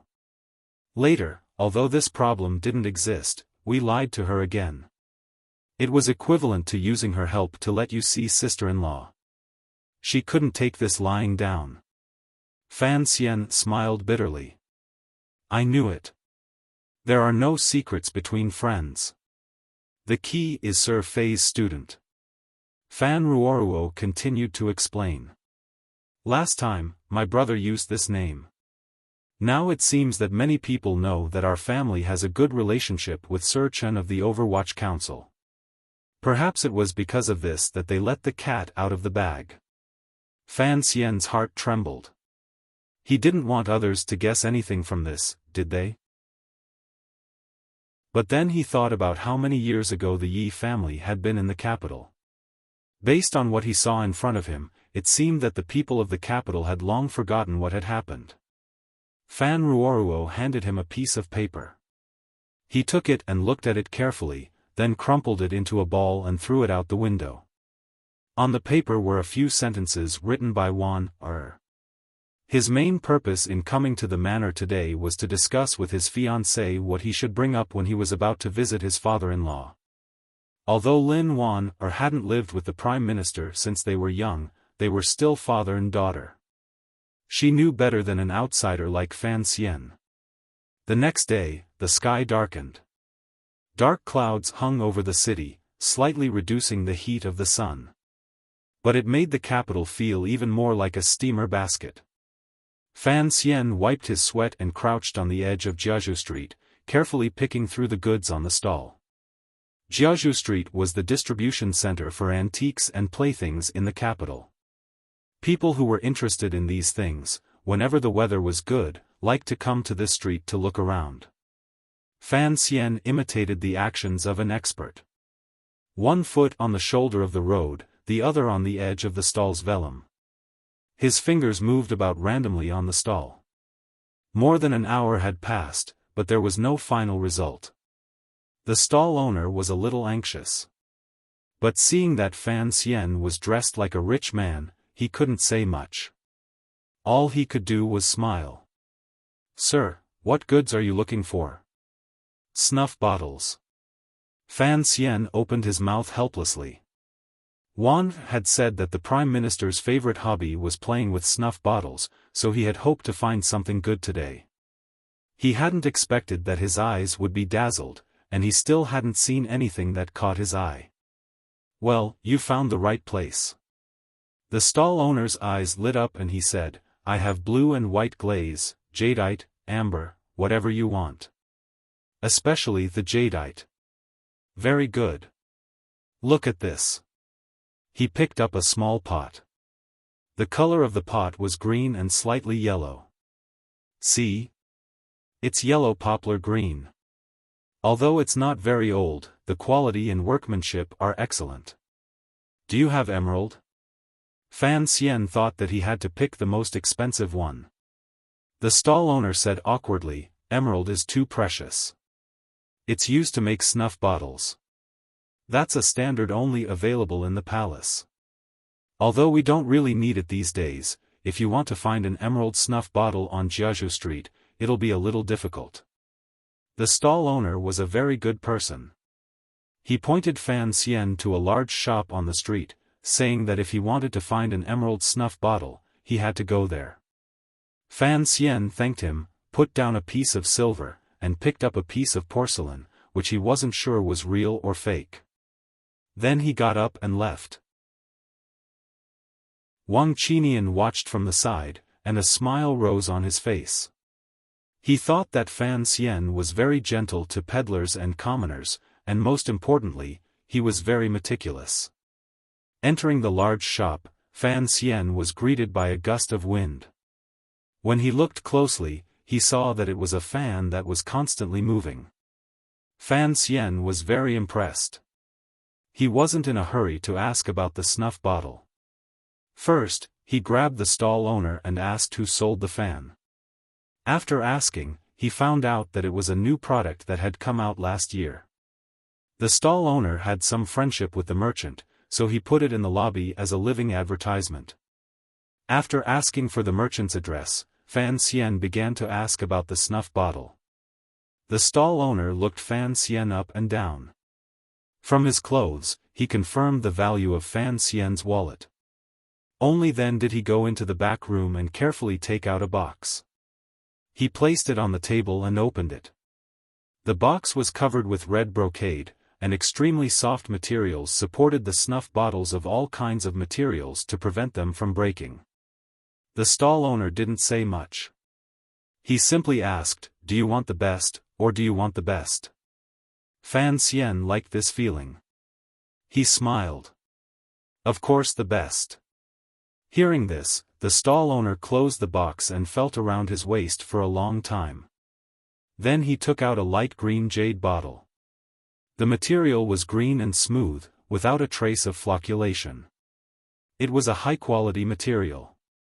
Inside, there was a painting of a fisherman sitting alone by a cold river. Not only was the artistic conception high, but the brushwork was also slender and soft. The craftsmanship was extremely rare. "Name your price." Fan Xian took it and played with it in his palm. It felt warm and smooth, and it felt very good. It was a little itchy, a little smooth, and a little moist. 2,000 taels of silver. The stall owner's face was expressionless. It seemed that he was very annoyed by people coming to buy things. He seemed a little cold and indifferent, which actually piqued Fan Xian's interest. The goods were indeed good. The style of an old shop was indeed different. He thought about it. The money he had saved in Danzhou, plus the money his sister had given him, had all been given to his brother to open a bookstore. Danbo Bookstore's business was booming, but the money he had saved up had not yet been returned to him. Later, he had borrowed 2,000 taels of silver from Teng Zijing. Subtracting the 400 taels he had spent on the pleasure boat, he had used them a lot lately. He still had about 1,300 taels of silver left. He frowned. 800 taels. Chapter 115. Fan Xian didn't know how to bargain, but in his previous life, that beautiful nurse often chatted with him and told him that when girls bought clothes, they would bargain from a third. Fan Xian wasn't as smart as the young girl, so he cut the price by 2/5. But the shopkeeper glared at him, as if annoyed at this young man's lack of knowledge. He coldly closed the box and prepared to take it back to his room. Fan Xian panicked and opened his mouth to call him back so they could discuss the price. Unexpectedly, Wang Qinian, who had been silent all this time, gave Fan Xian a meaningful look. Fan Xian followed him out suspiciously. "It's only worth 400 taels. Wang Qinian respectfully said to him, "Sir, let me ask." Having said this, he walked back into the shop without a signboard. After a while, he came out again, this time with a verdant snuff bottle in his hand. Then he took the 400 taels of silver from Fan Xian and handed it to the shopkeeper, whose face was ashen. Once in the carriage, Fan Xian quietly said, "Don't use your position to bully the good people." He touched the snuff bottle in his belt and couldn't help but laugh. But it's not bad to bully these profiteers once in a while. Wang Qinian smiled. The wrinkles at the corners of his eyes bloomed like chrysanthemums. After all, he was a man in his 40s. He carefully explained, he's not a profiteer. It's just that this snuff bottle only costs 300 taels at most. We're not bullying him by offering 400 taels. Oh? Fan Xian looked at Wang Qinian in surprise. Could it be that Sir Wang is well versed in antiques? How else could you tell the real price at a glance? You should know that there's a lot of foam in this trade. Wang Qinian laughed again. Sir, have you forgotten what I did for a living before I was admitted to the academy? Fan Xian suddenly understood. He laughed out loud and said, so, when you were a lone thief, you learned this knowledge along the way. Wang Qinian was embarrassed. I was peddling in those small kingdoms by myself. I didn't dare ask for help, so I had to sharpen my eyes. With such an expert in the antique world, it was no wonder that he could cut down the price of the snuff bottle so easily. Returning to the main gate of the Fan Manor, Wang Qinian's small group withdrew, leaving the Fan Manor's own defense forces to handle. At the same time, the fans that Fan Xian had ordered from another shop arrived at the front door. The servants hurriedly took them in, but when it came time to pay the bill, the cashier said to Fan Xian with a pained expression, although these fans are good, they are too expensive. Young master, you bought 5 of them at once. It will be difficult for me to report to the second wife. At that moment, Lady Lu had just walked into the account's room. Hearing what the accountant had said, she looked at Fan Xian with a smile that was not quite a smile. She nodded and said, enter the account. Fan Xian smiled and saluted his aunt, hello, aunt. The current situation between the two of them was too awkward. They couldn't be considered close, and their hatred had yet to erupt into hostility. Fan Xian was a bit puzzled about something. He frowned and asked, Aunt, I think this fan is cool and comfortable to put in the hall. But why haven't I seen anyone else using it? Madame Lu smiled and shook her head, regarding this matter, you will understand it better than anyone else in the future. It's all because the price of that shop is too high that no one is willing to buy it. Summer is only a few days away, so even if we dig an ice house, it won't be much more expensive than that fan. Fan Xian was quick-witted, and understood immediately. This is, the palace treasury's business? Lady Lu nodded. Fan Xian sighed. How could it be so expensive? Any peddler could learn this craft. Why aren't there others selling it? Lady Lu smiled. Although no one says it openly, everyone knows that this is the emperor selling the palace treasury's business. Who would dare to copy it? The Overwatch Council can just give it a name, and it's a crime punishable by imprisonment or exile. Fan Xian shook his head, feeling that something was wrong. Lady Lu asked curiously, why did you buy 5 of them all at once? Fan Xian explained gently, 1 in the flower pavilion, 1 in my father's and aunt's room, and the other 3 are to be given away. 1 to King Jing's manor, 1 to the Prime Minister's manor, and 1 to the Duke's manor. Lady Lu's paternal family was also a large one in the capital. Within 3 generations, there had been a duke, so whenever the Duke's manor was mentioned in the Fan Manor, it was the Lu family, Lu Heng, the Duke of Hongyi. Lady Lu was a little surprised. She hadn't expected this handsome young man to be so thoughtful, and she hadn't expected him to take the initiative to show her goodwill. For a moment, she didn't know how to respond. She smiled absent-mindedly and left the accounting room.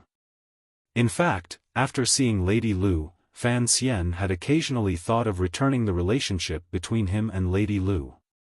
If he wanted Fan Xixia to stand firmly by his side in the future, and to avoid the family fights that he disliked, then he had to ensure that Lady Lu wouldn't do anything that would make it impossible for the two sides to reconcile. Small favors and small gifts naturally wouldn't have that kind of effect, so he had to take things one step at a time. Fan Xian was confident that Lady Lu's heart was divided into 3 parts. One belonged to Count Sinan, Fan Jian, and the other to Fan Xijia. As long as they could mutually benefit from each other, Lady Lu shouldn't have too many objections. As for the assassination attempt when he was 12, Fan Xian frowned and forced himself to control his emotions. He convinced himself that the Empress and the eldest princess were his true enemies. In the Prime Minister's manner, Lin Ruofu gently stroked the snuff bottle in his hand. "This is polished from the finest emerald," he said softly. "The stopper is very clever. Although it's painted on the inside, and the work is good, it seems a little redundant." Yuan Hongdao listened to the side. He knew that the Prime Minister was referring to something. He smiled. A new son-in-law pays his respects to his father-in-law.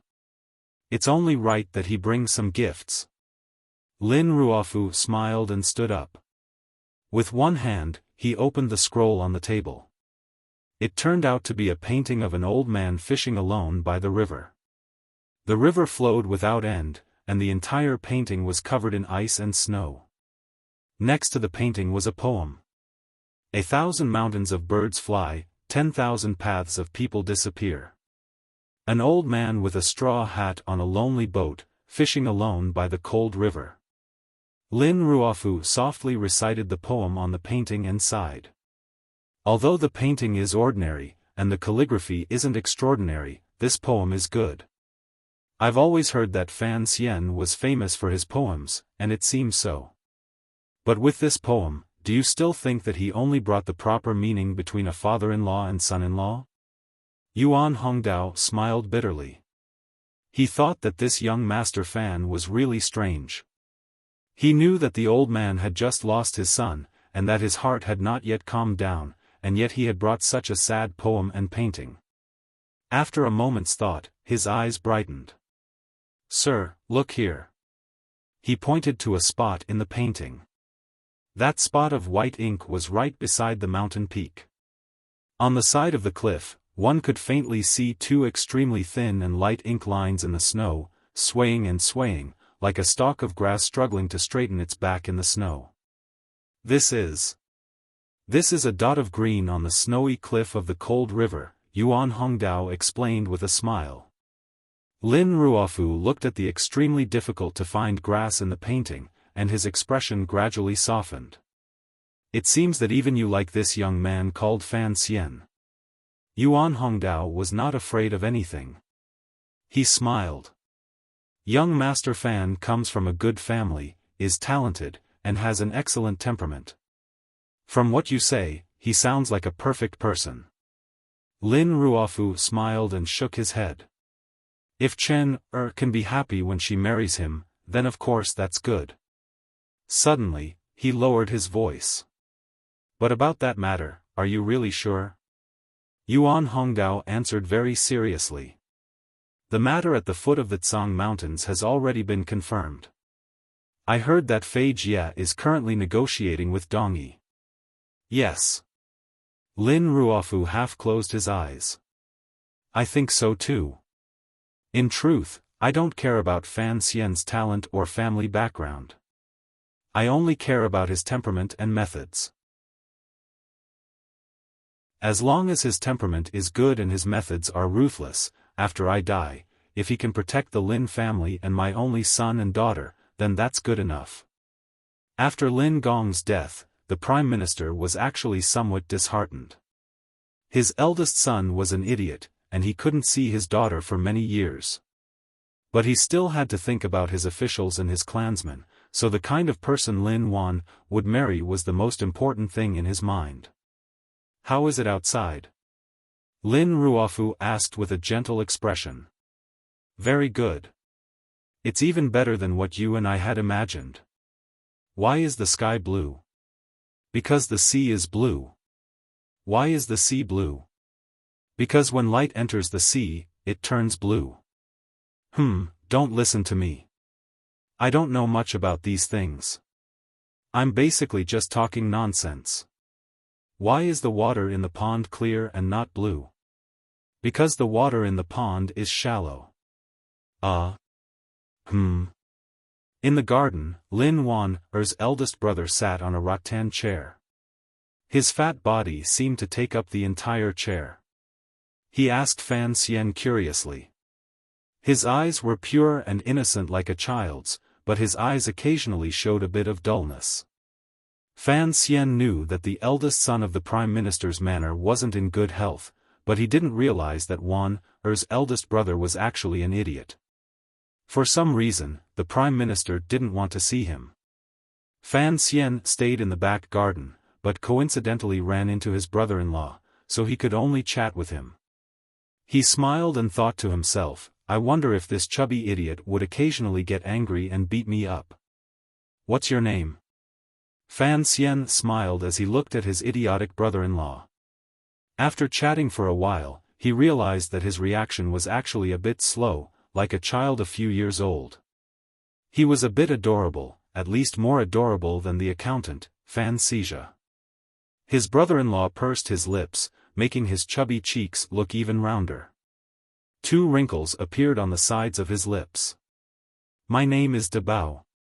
My brother is called Er Bao. Er Bao hasn't been home for a long time. Fan Xian's heart trembled. He thought of the dead Lin Gong. In the blink of an eye, he looked at his idiotic brother-in-law in front of him, not knowing what to say. Chapter 116. If an average adult were to chat with an idiot who only had a few years of intelligence, it would be easy to get annoyed. But Fan Xian was different. In the last years of Fan Xian's previous life, he had been bedridden and unable to move. In this life, when he practiced that strange tyrannical martial method, he often fell into a semi-vegetative state. Thus, his patience was excellent. In addition, he felt pity for this retarded brother-in-law in front of him called De Bao, so he was able to control his temper and smile as he chatted with De Bao. In Fan Xian's mind, this slow-moving, fat man next to him was much more adorable and trustworthy than anyone else in the capital. I say, big brother, why is De Bao so fat, and you so thin? De Bao frowned, as if troubled by this question. Fan Xian laughed bitterly. First of all, you are my big brother, and I will be your brother-in-law. Second, I'm not thin, it's just that De Bao is a bit fat. De Bao shook his head and yawned. He picked up a piece of Jiangnan cake from the table next to him and put it in his mouth. He chewed vigorously and spoke with a lisp. De Bao is not fat, I just like to eat. Seeing that the Prime Minister had no intention of passing on his message, Fan Xian rolled his eyes and moved closer to his brother-in-law's ear. De Bao, when will I take you out to play? Play what? De Bao said happily. I want to play polo. Fan Xian felt a headache coming on, thinking that he had given himself something to do. He had wanted to take his brother-in-law out for the summer, and then use it as an excuse to drag Wanner out of the heavily guarded royal courtyard. How could he have known that his fat brother-in-law wanted to play polo? He quickly changed his mind and said, De Bao, do you want to hear a story? De Bao's nostrils flared, and he took 2 deep breaths. Good, he said excitedly. De Bao loves stories.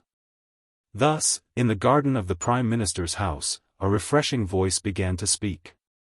This voice was telling a story.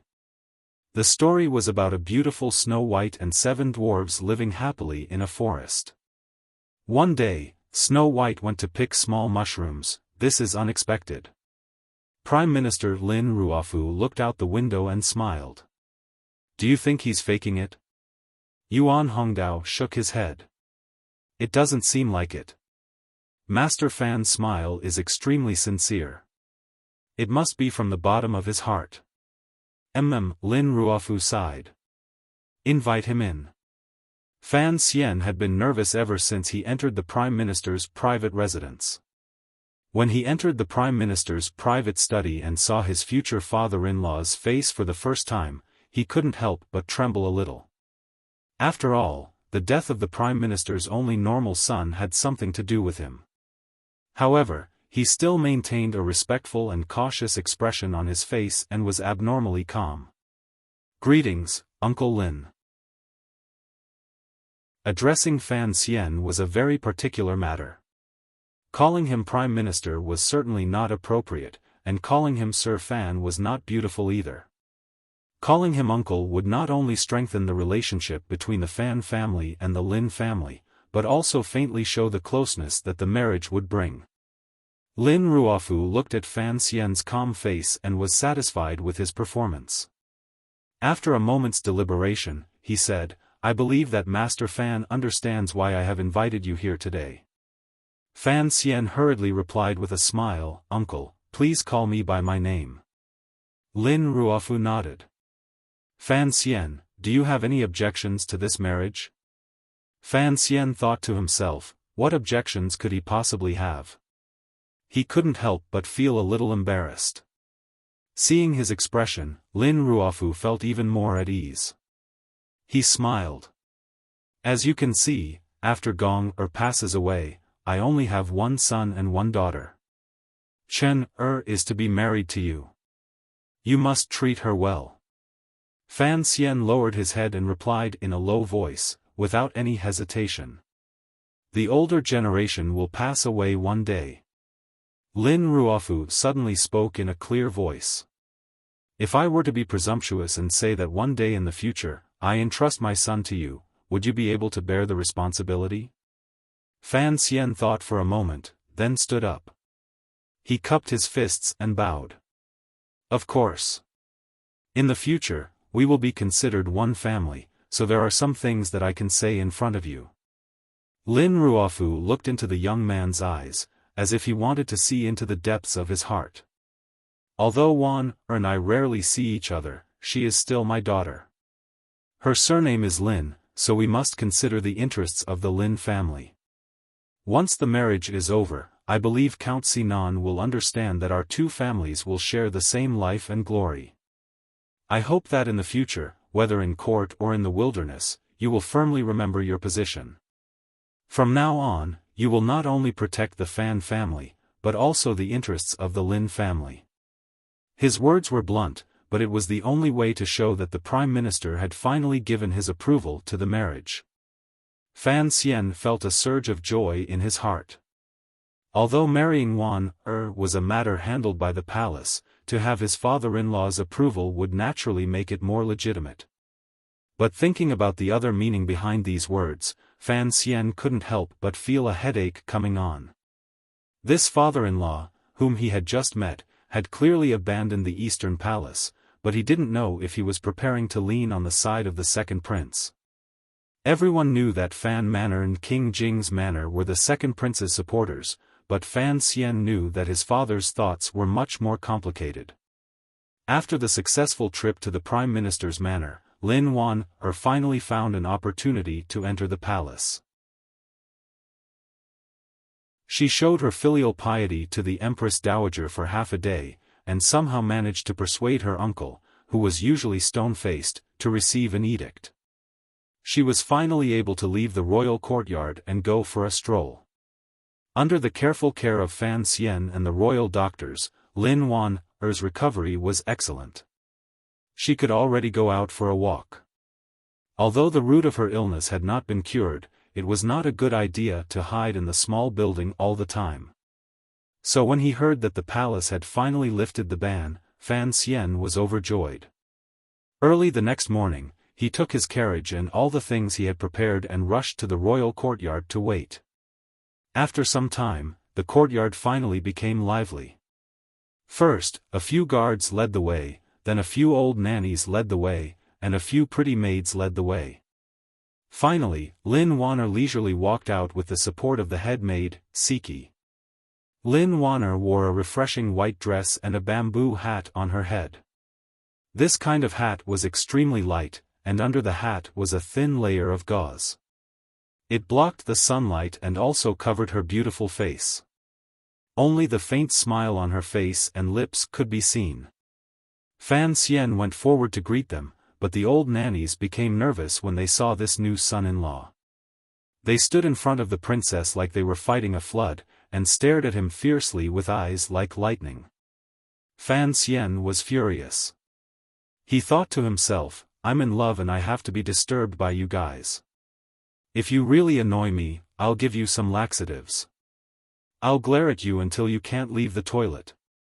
Lin Wan looked at him apologetically, but she pinched the servant girl next to her. Siki felt the pain and almost cried out. Who did she offend this time? But she understood what her mistress meant. She quickly went forward and said to the young master, Master Fan, let's split up. We'll meet again at the summer villa in the western part of the city. The summer villa was a royal summer garden, about 20 miles west of the capital. If Lin Wan hadn't come out today, Fan Xian wouldn't have been able to enjoy it. Fan Xian snorted, but he knew that if he sat in the same carriage with Lin Wan, before the wedding, she would be embarrassed, and the old nannies would go crazy. So he didn't say anything more, but he gave Ruoruo a look. Ruoruo understood and smiled. She walked to her future sister-in-law's side and gently took Lin Wan's hand. She said something, and then followed the group of people from the villa into the palace carriage. Brother, being the son-in-law is a very annoying thing. Fan Xizha looked at Fan Xian sympathetically. Autumn is coming, Fan Xian sighed. It shouldn't be a problem for your sister to follow sister-in-law. Those damned old nannies don't think lilies will bloom in carriages. What's a lily? It's a holy plant. The two of them left early, just as the sky brightened. But by the time the carriages reached the summer villa, the sun had already woken up. It warmly shone on everything, as if it were a comrade. Fortunately, the royal palace had already considered these problems. The pampered royal family all refused to accept the warmth of the sun, so the villa was built next to a dense forest. It was next to the mountains and looked out over the lake, sheltering it from the sun and welcoming the wind. The surface of the lake was calm, but the wind still blew gently, taking away the last bit of dryness in the forest. Fan Xian stood on the grass by the lake, looking at the scenery in front of him. He was full of admiration. The activities of the emperor's farmhouse were indeed different. Their living conditions were much better than those of the common officials. When they entered the summer villa, Ruoruo somehow managed to persuade the royal guards to leave the old nannies at the front of the villa to drink tea and play mahjong. Only a group of young people remained by the lake. The guards were either standing or sitting in the distance, and the servant girls rarely came out to play. They chattered incessantly, reducing the peace of the lake. But without the fish eyes to disturb him, Fan Xian still felt very comfortable. He was a little further away from the crowd. He gritted his teeth and made a face to chase away the servant girl, Siki. Finally, Fan Xian was able to spend some time alone with Wan. It's so hard. Fan Xian sighed. His right hand slithered through the green grass like a snake, and like lightning, he grabbed Wan's soft little hand. His face was still calm as he looked at the lake. It's so hard to see the girl. Her hand was caught, and Wan's face immediately turned red. She lowered her head in embarrassment, but she didn't pull her hand back. In a low voice, she scolded, "You're calling the girl at this time? I don't know who it is that shamelessly climbs the walls and windows every night."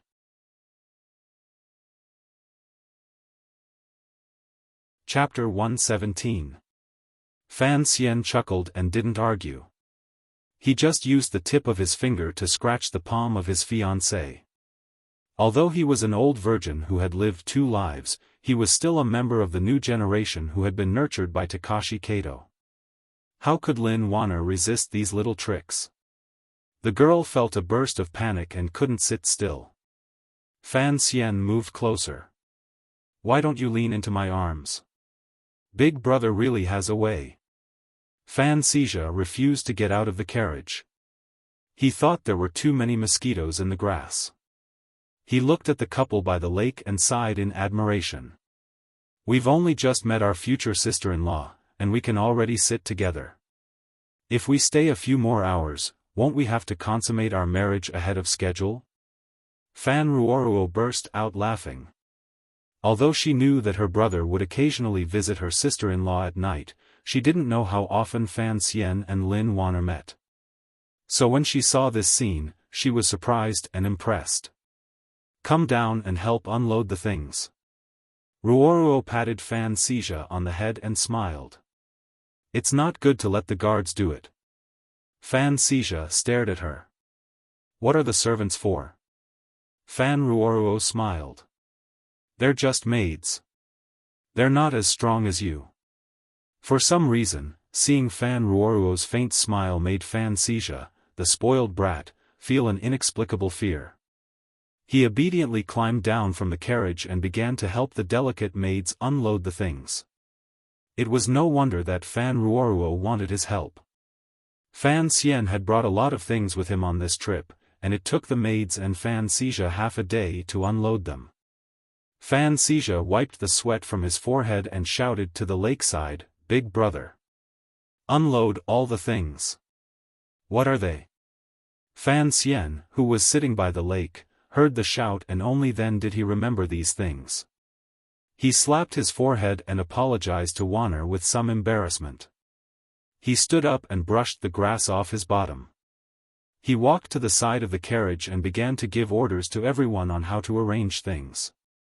After settling down in the capital, his grandmother had sent over all the belongings he had left behind in Danzhou, so they were all put to use today.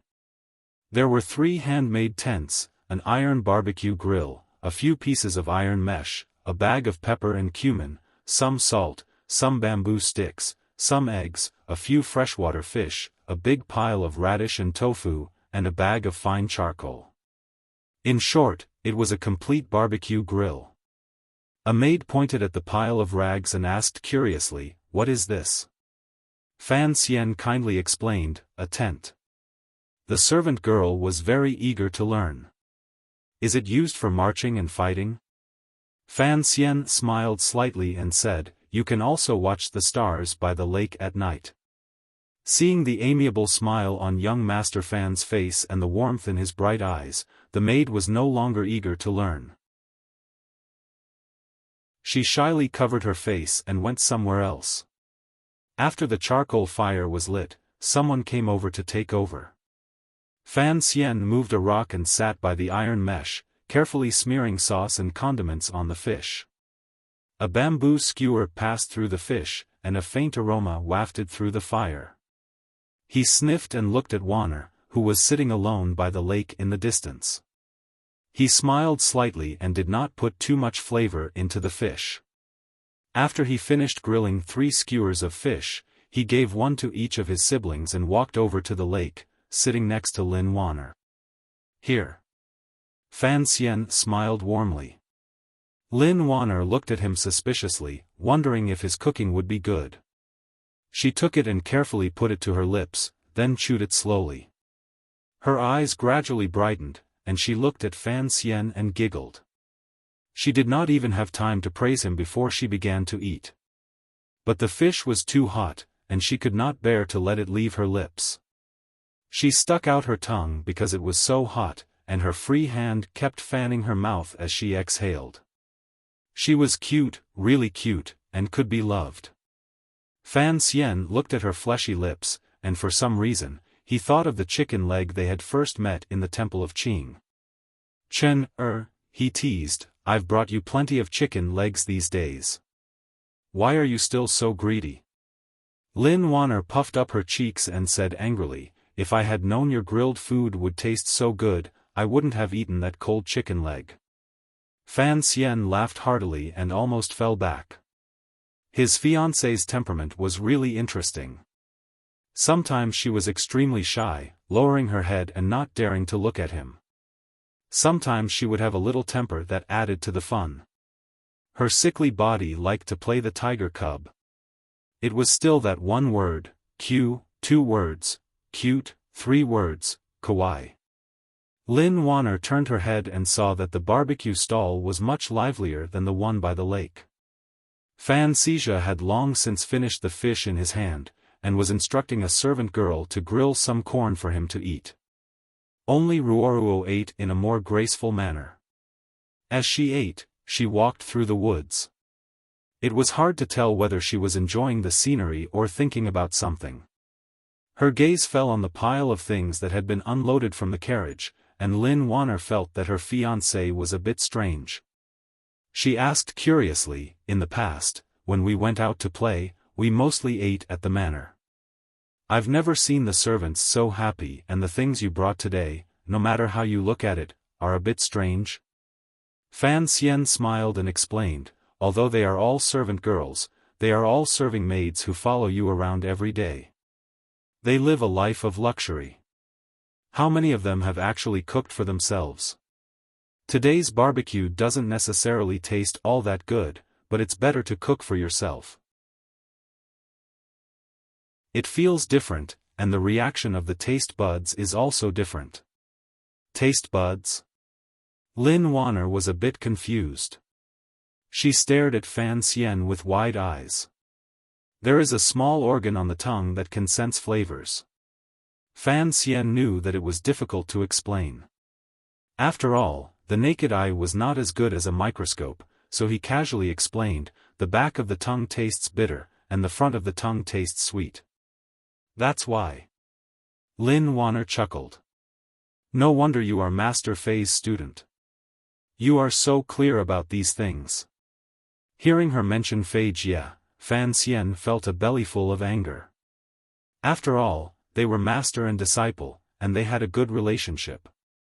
He had been in the capital for a few months, and even Chen Pingping had returned. Why did Fei Jie not want to come back? This was a bit too much. Fan Xian put these matters aside for now. Seeing Wanner's envious gaze, he set up a small stove for the two of them. He brought some ingredients over, and the two of them ate as they roasted. Of course, most of the time, it was Fan Xian roasting, and Lin Wanner eating.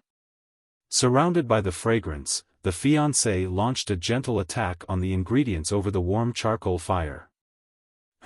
This seasoning doesn't seem to be common. Lin Wanner stuck out the tip of her tender tongue and gently licked a sesame seed from the corner of her mouth. She sighed with satisfaction. "It really smells good." "You must be joking. Sesame seeds are everywhere.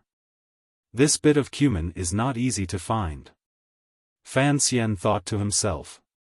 If it weren't for his good relationship with the shopkeepers of Qingyu Hall, it would have been difficult to gather all the ingredients he had brought to the summer villa. But what he said was, "If you like it, after we get married, I'll make it for you every day." Lin Wanner's expression changed very quickly. Of course, it wasn't the kind of change where she would turn her back on him. It was just that when she heard the word, "get married," she habitually lowered her head shyly. But today's scene was not very suitable. Her lips were still greasy, and there was a smear of dust on the tip of her nose. No matter how you looked at it, she looked like a little girl who had been secretly eating in her own kitchen. Fan Xian looked at her face and chuckled. Yi Chen was not a particularly beautiful girl, but for some reason, in his eyes, he always felt that there was nothing to nitpick about her features. There was not a sliver of her demeanor that was not cute. Seeing him laugh at her, Lin Wanner angrily prepared to pounce. Fan Xian hurriedly opened his arms, ready to sacrifice himself to feed the tiger. In any case, the lakeside was far away, and a large cluster of aquatic plants blocked the maid's view. Fan Xian thought he could openly embrace a beautiful woman for the first time. Unexpectedly, Wanner looked embarrassed, and forcibly stopped herself from rolling into Fan Xian's arms. Fan Xian shook his head helplessly. He took his handkerchief to the lakeside and wet it. Then he turned around and sat next to Lin Wanner. He stared at her face, and very carefully wiped away the dust on the tip of her nose and chin. The two of them were very close. Feeling her husband's gentle and focused gaze, Lin Wanner was extremely nervous. Her hands tightly gripped the hem of her dress. Fan Xian also noticed her nervousness. For a moment, he was at a loss. The hand holding the wet handkerchief paused on the side of her pink cheek. Their eyes met, and it seemed that even the sound of their breathing began to intertwine, rising and falling. They began to mix and gradually increase in frequency. Action was better than action. Without saying anything, Fan Xian lowered his head and kissed her on the forehead. Lin Wanner was startled and then embarrassed. Following that, she was faintly disappointed. However, she didn't have time to hide her disappointment. Fan Xian's lips had already blocked the mouth she was about to pretend to rebuke. It was wet, soft, fragrant, and sweet. Ouch! Fan Xian found that his lower lip had been ruthlessly bitten by the little girl. He quickly straightened up and let his lips escape the scene of the crime. Focusing his eyes, he found that Wanner's eyes were full of smiles. However, there was an additional glimmer of spring radiance in this smile. It was like the lake beside the two of them. The water rippled like a mirror, but there were still slight highs and lows and gentle currents that stirred one's soul. The cutest thing was that when the girl smiled faintly, her white front teeth, she cutely bit down on her fleshy lower lip. Fan Xian's heart skipped a beat. Summoning his remaining courage, he pulled his future wife into his arms, not letting her escape. His finger gently touched her soft cheek. In a quiet voice, he said, "Little tiger, be careful that I don't eat you." Lin Wanner's body tensed and froze in his arms. Her eyes, like a spring lake, remained bewitching. She bit her lower lip and gazed at Fan Xian. "Wanner's body isn't well. Are you willing?"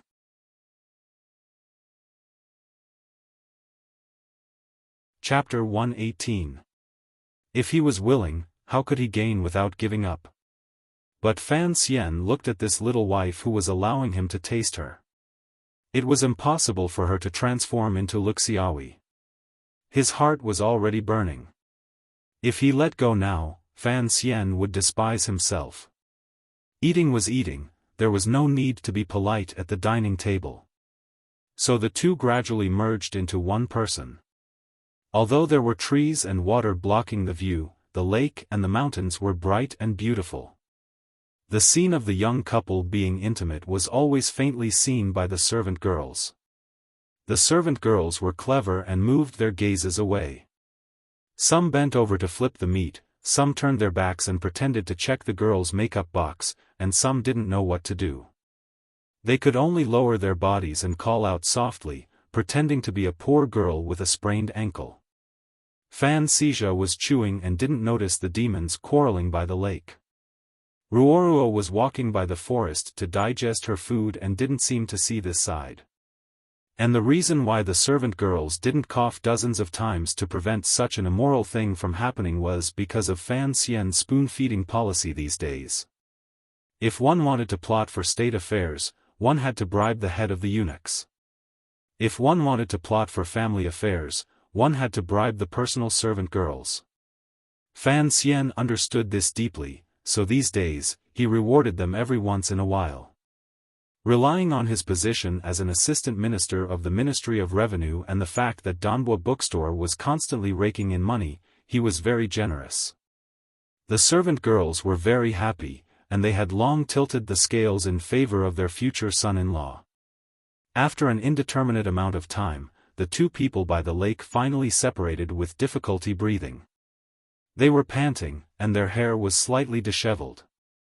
They looked somewhat disheveled. It didn't look like they were intimate, but more like they had fought. Lin Wanner stretched out her hand and ran her hand through her hair. Out of the corner of her eye, she glanced at the distant servant girls. She guessed that no one had seen them, but she was still angry and embarrassed. She glared fiercely at Fan Xian, thinking that this was too absurd in broad daylight. But there seemed to be a lingering sweet scent on her lips, and it made the little girl's heart flutter with sweetness. "What are you afraid of? I've never seen you so uncomfortable at night." Fan Xian quietly laughed in her ear. His finger used a little trick to gently flick her white and smooth earlobe. Wanner let out another soft cry. she couldn't hold it in any more.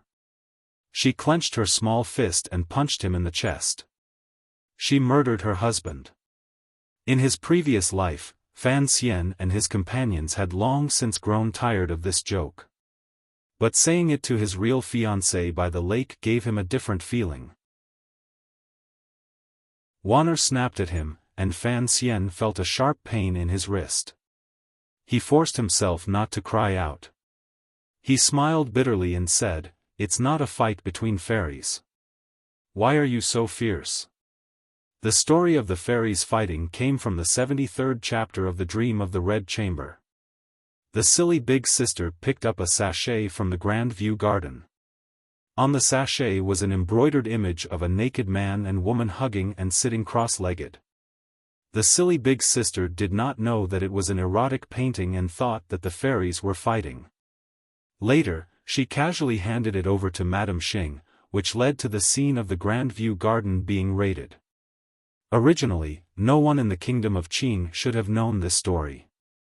But a few days ago, Lin Wanner had heard that her Langjun had opened a bookstore that claimed to have the entire story of the stone, so she had forced Fan Xian to copy the last 10 chapters. Hearing these words today, she immediately blushed. "What kind of person do you think I am?" she asked, a little sulkily. Fan Xian laughed and said, "Of course I am a good person. Someone in the past has said that when fairies fight, they fight with the utmost kindness and beauty. Besides, we were just fairies quarreling." "Bah! I don't know where you got this crooked theory from, but you still have to borrow the name of someone in the past." Lin Wanner giggled. "Besides, what's the difference between fairies fighting and quarreling? In a fight, the hands dance and the feet dance. Every part of the body that can be used has to be used. When it comes to quarreling, of course, only the mouth is used." Die. Fan Xian's heart was filled with pride. "Then I'll die on top of you." During the summer retreat from the summer heat, a man and a woman in love were in the midst of a beautiful lake and green mountains. It was the easiest time to pass. In the blink of an eye, it was already noon. The old nannies, who had been left behind by Fan Ruoruo to play mahjong in the front of the manor, finally remembered what they were here to do. They eagerly rushed over and smiled at Fan Xian. It seemed that they had gained a lot from the Fan family during the mahjong game. But Fan Xian still didn't like them. With the arrival of these old nannies, no matter what, he would not be able to get close to them. He had to sit and be polite, and he was far away from Wanner. At noon, Fan Xian could not let Fan Xian fool around with roasted fish. The group of people returned to the manor in a grandiose manner. They chose an elegant courtyard, and servants went to prepare food. As they drank tea and chatted, they heard the sound of carriages coming from afar. Fan Xian and Lin Wanner stood up at the same time with a smile. It seemed that they both knew who was coming, but they found that the other had also stood up. They couldn't help but look at each other in surprise. They were guests, and they were all guests. But Fan Xian and Lin Wanner had invited them separately. At first, they didn't know each other, so when they saw the people in the carriages disembark, Fan Xian and Wanner were both surprised. Wanner was surprised, but she was also nervous and sad. Fan Xian was surprised, but he was also nervous and had a headache. Lin Wanner had invited Yi Linger. She knew of the fight between the two of them outside the royal courtyard, so she had purposely taken this opportunity to have Yi Linger and Fan Xian interact more and eliminate the animosity between them.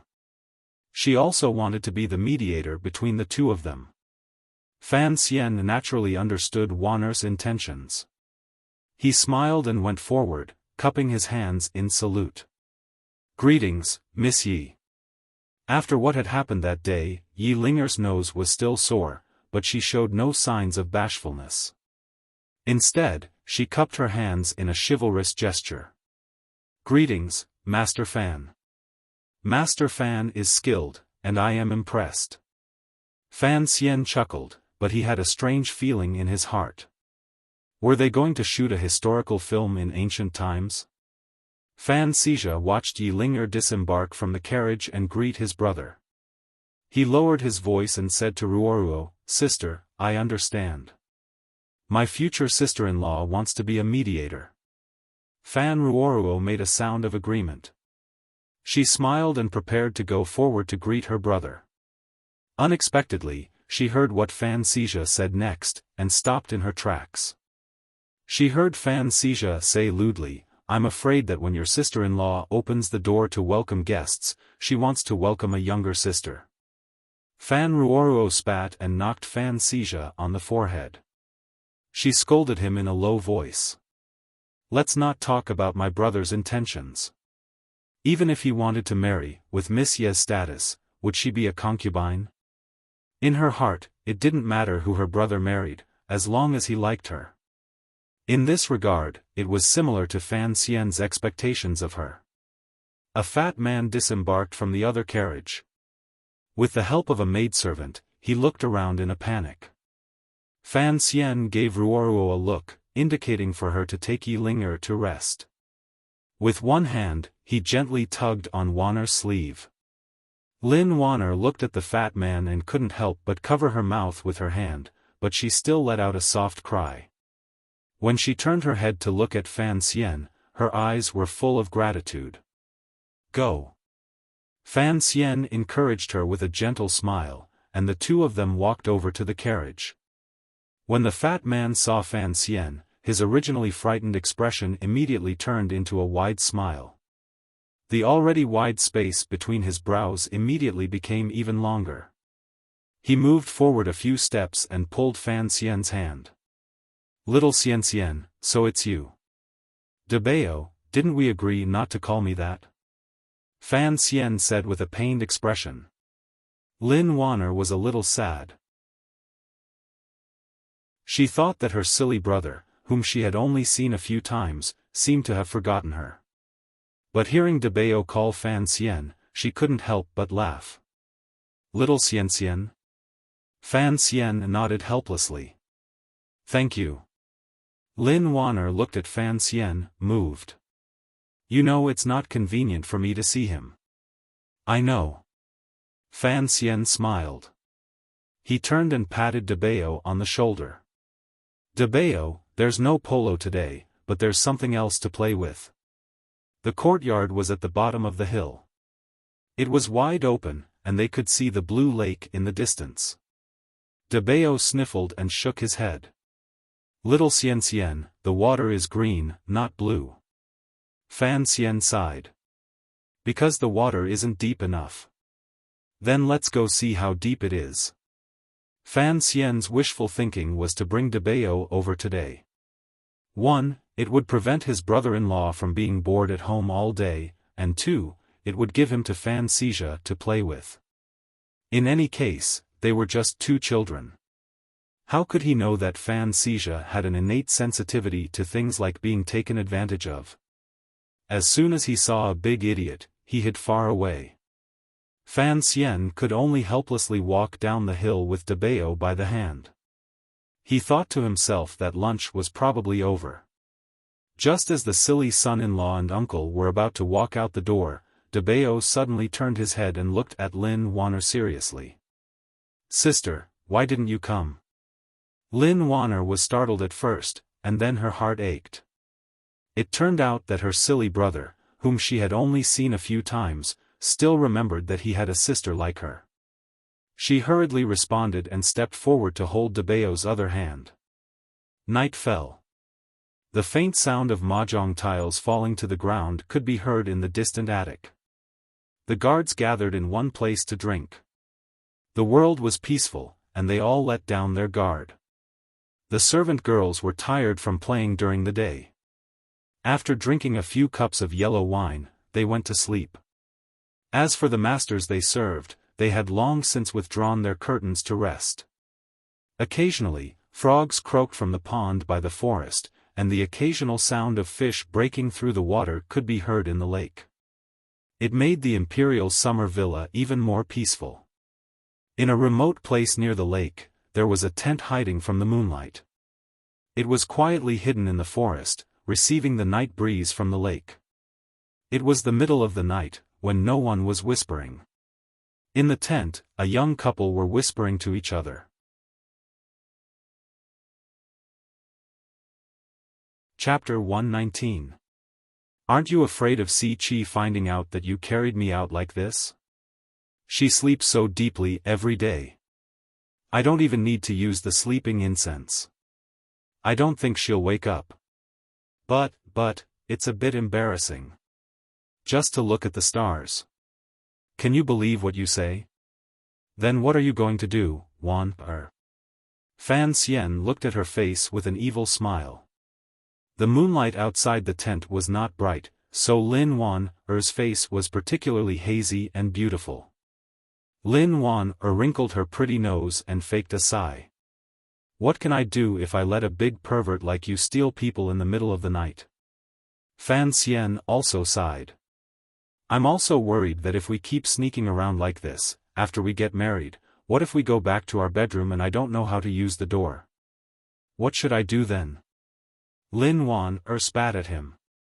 She was afraid that his thoughts would really turn to evil. After all, it was the dead of night, and the two of them were alone.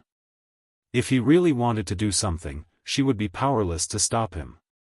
Fan Xian didn't know the girl's thoughts. If he knew that Lin Wan was already thinking that she was powerless to stop him, he would probably have leapt forward a long time ago. As the saying goes, it's not that it's impossible, but it's that it's not that it's impossible. In Fan Xian's mind, once a girl thought that she was powerless to stop him, then she was already prepared not to stop him. The two of them lay on the soft mattress. The mosquito net was pulled open a crack. Looking out, they could see the starry sky. The moon was dim, so the stars were particularly bright. In the dark night with a hint of blue, they gently watched all the couples on the ground. Lin Wan reclined in Fan Xian's arms. Fan Xian only smelled a light fragrance. His chest and abdomen were the girl's soft and bouncy back. The summer youth's green robe was thin, as if there was no fabric between the two of them. Without a doubt, any man who had yet to respond, regardless of whether he was 16 or 60, had already fallen to the stage of being worse than a beast. So Fan Xian nervously tightened his arms, bringing the two of them closer to each other, not leaving any distance between them. Confused or blissful, he felt every bit of touch and elasticity in his arms. Fan Xian began to perform magic. His right hand had been holding Wan's hand, but in the next moment, it had somehow run to the girl's thin clothes. The tent was incomparably quiet, and even the slight sound of the waves on the lake seemed extremely bashful. After a long time, a few shameful voices came from the tent, along with the intoxicated voice of the young man. There are always some things in the world that cannot be seen with one's eyes. It is really difficult to grasp, very difficult to grasp. Lin Wan's ears were red, and she made a sound of agreement. She twisted her body to free herself from Fan Xian's demonic grasp, but she was no match for the explosive power of a virgin. Her body was teased until it became more and more limp. In her desperation, she coughed and forced herself to look weak. As expected, Fan Xian was startled, thinking that she had caught a cold. He hurriedly recited the heart-cleansing kindness mantra a few times to suppress his desires. He straightened her clothes and pulled the blanket over her. Lin Wan's embarrassment had not yet faded, but she felt a little amused and touched. Afraid that he would change again, she rolled her eyes and changed the topic. Today, Bai Jian. I saw that you made some fresh things. If I were to sell them, I'm afraid they would sell for a lot, right? She was talking about the barbecue condiments and the tent they were currently living in. Fan Xian was now a little dissatisfied. He said in a hoarse voice, "You are a princess. Why are you worrying about such a small amount of money? Come, let's kiss again." Lin Wan was both embarrassed and anxious. You open a bookstore, and you make tofu. People think you like to do business. Fan Xian thought that making tofu was one thing, but eating tofu was another. He replied with a pained expression, "I have to prove that I can make money. Only then will our uncle, the emperor, be at ease when he leaves the palace treasury to us to manage." After he entered the capital, he had focused on doing business and befriended Qingyu Hall for this matter. The two of them had finally calmed down. They hugged each other, gazed at the stars, and chatted idly. Somehow, they began to talk about Fan Xian's visit to the Prime Minister's manor a few days ago. "Father, is he well?" Lin Wanner asked with concern. She rarely saw her father, but she still missed him. Today, she had seen her foolish brother and thought of how her second brother, Lin Gong, had died young. Her father was alone, and he must have been very sad. As his son, she was unable to serve him. Fan Xian knew what she was thinking. He comforted her. "He's fine. After we get married, we can be filial together. It's better than now." "Oh, right. The Prime Minister has really agreed to our marriage." Their voices grew lower and lower until they could not be heard. They disappeared into the quiet night by the lake. As for what else happened that night, they would have to think about it later. The next day, the sky was bright. It was impossible for the two of them to still be in their tents. Otherwise, if the guards and maids found out that their mistress and future master had been affectionate outside all night, it would certainly become the most sensational gossip in the capital. Fan Xian and Lin Wanner opened their eyes on their respective beds. They rubbed their eyes, turned over, smiled, reminisced, and foolishly stretched their bodies. After everyone got up, they began to eat at separate tables. The maids and servants busied themselves. Lin Wanner sat at the round table, gently putting shredded pickled vegetables into Debayo's bowl of porridge. She did not even glance at Fan Xian. On the other side, Fan Xian smiled foolishly and blew at his sister's bowl to cool it down. It seemed like a special brother-sister bond. Fan Xian and Lin Wanner did not look at each other, but there was some kind of emotion between their brows. The whole hall began to emit the smell of happiness. The sensitive Yi Linger and the intelligent Fan Ruoruo looked at each other suspiciously, and then tacitly averted their gazes. It was still early. After eating, Fan Xian was about to find a secluded place in the woods to exercise and maintain his daily practice. To his surprise, Yi Linger walked up to him, cupped her fists, and asked for his guidance. After Yi Linger returned to the manor, she told her father about the contest outside the royal courtyard. Yi Zhong asked about it in detail, and praised Fan Xian's response. He said that Master Fan had been able to evade the assassination attempt and cut open Qingjushu. He was indeed extraordinary. Hearing her father's words, Yi Linger was finally convinced of Fan Xian's abilities. But she adhered to the ideals of the Yi family, and whenever she found an opportunity, she would sincerely ask Fan Xian for guidance. Asking for guidance only proved that Yi Linger was not convinced to the bone. Fan Xian rarely trained with others. Back in Danzhou, he was a pitiful character who was beaten by Uncle Wu Zhu. So today, he had the right to give advice to Yi Linger, a 7th-level master. He could not help but feel a little happy. His words of advice were sincere, but Wu Zhu was not a good teacher, and neither was Fan Xian. He could only tell her how to punch straight, and how to save energy. He could only start from the surface, and could not sum up a complete theory. The so-called little tricks were Fan Xian's current set of killing techniques. But it was not convenient to teach them to others, especially to a beautiful girl with eyes as clear as jade. Besides, Fan Xian was not an honest person who would dig out the heart of anyone he met, so it was impossible for Yi Linger to learn the essence of Wu Zhu's killing techniques. But in the end, she had made some progress. Fan Xian smiled. Today, he had finally seen the Yi family's Luyun Sanzhou clearly. It turned out that a simple pair of hands could evolve into so many attacking methods. Even Yi Linger had the power to break through the wind and kill gods. If it had been Yi Zhong or Yi Luyun himself, perhaps the coffin breaker would have been enough to break the stone tomb, and the Sanzho would have been like a withered twig, making it impossible for the opponent to dodge. After a series of punches and palms, Fan Xian was very satisfied with the degree of flexibility of Yi Linger's body. But the way he looked at her slender waist with a smile was a little strange. Yi Linger did not notice his gaze, or she would have been furious. She was still immersed in the perfect coordination of Fan Xian's attacks, the angle of his attacks, and the feeling of their perfect coordination. She was deeply shocked. In short, this was not a bad deal. After a long time, a cry of pain came from the forest. Fan Xian walked out, rubbing his wrist. Behind him, Yi Linger also walked out, holding her nose. She had finally become completely obedient. In truth, for everyone in this world, life was like a running account. It was just one step after another, repeating itself day after day.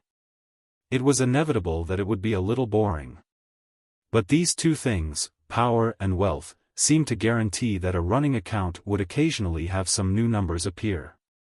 Fan Xian had kicked Dabao and Fan Xijia to the back of the mountain to ride horses and shoot arrows. There were guards to protect them, and maids to take care of them, so there was no need to worry too much.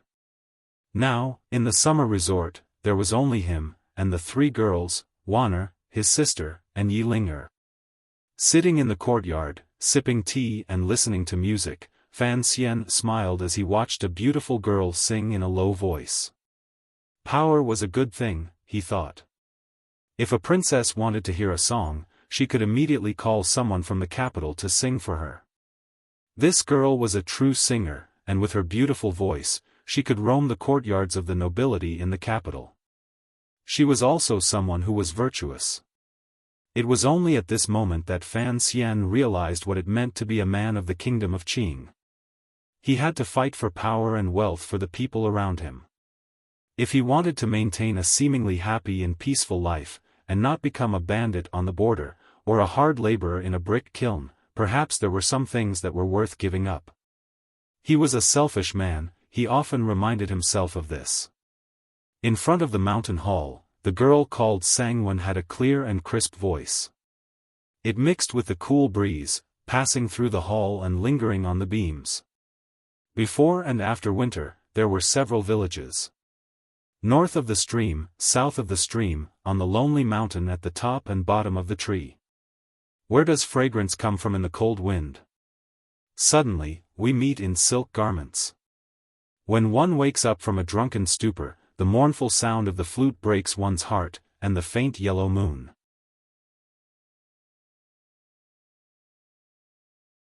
Chapter 120. Good song, good words. Fan Ruoruo smiled and sighed. Miss Sang's singing skills are indeed extraordinary. Sangwen was pleased to receive praise from the famous young lady of the Fan family. She blushed slightly as she bowed. The scenery of winter and the coldness of spring make this scorching summer a bit more refreshing.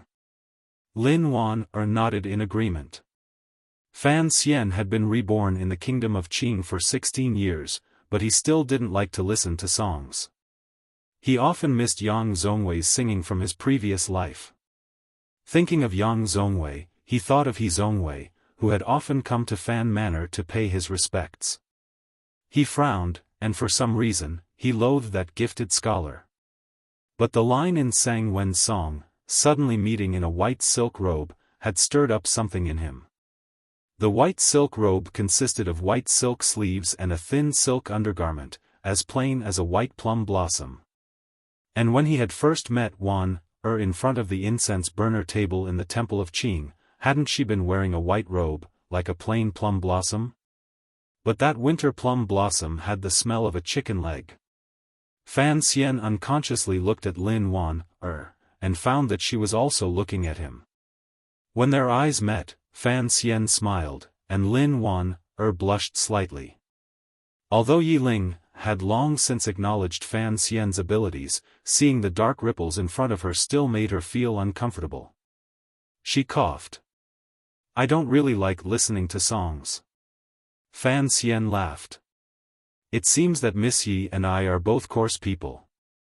Calling himself a coarse person was one thing, but his words dragged Yi Ling in as well. The other two girls couldn't help but laugh. Even Sang Wen, who had been in a daze, couldn't help but cover her mouth.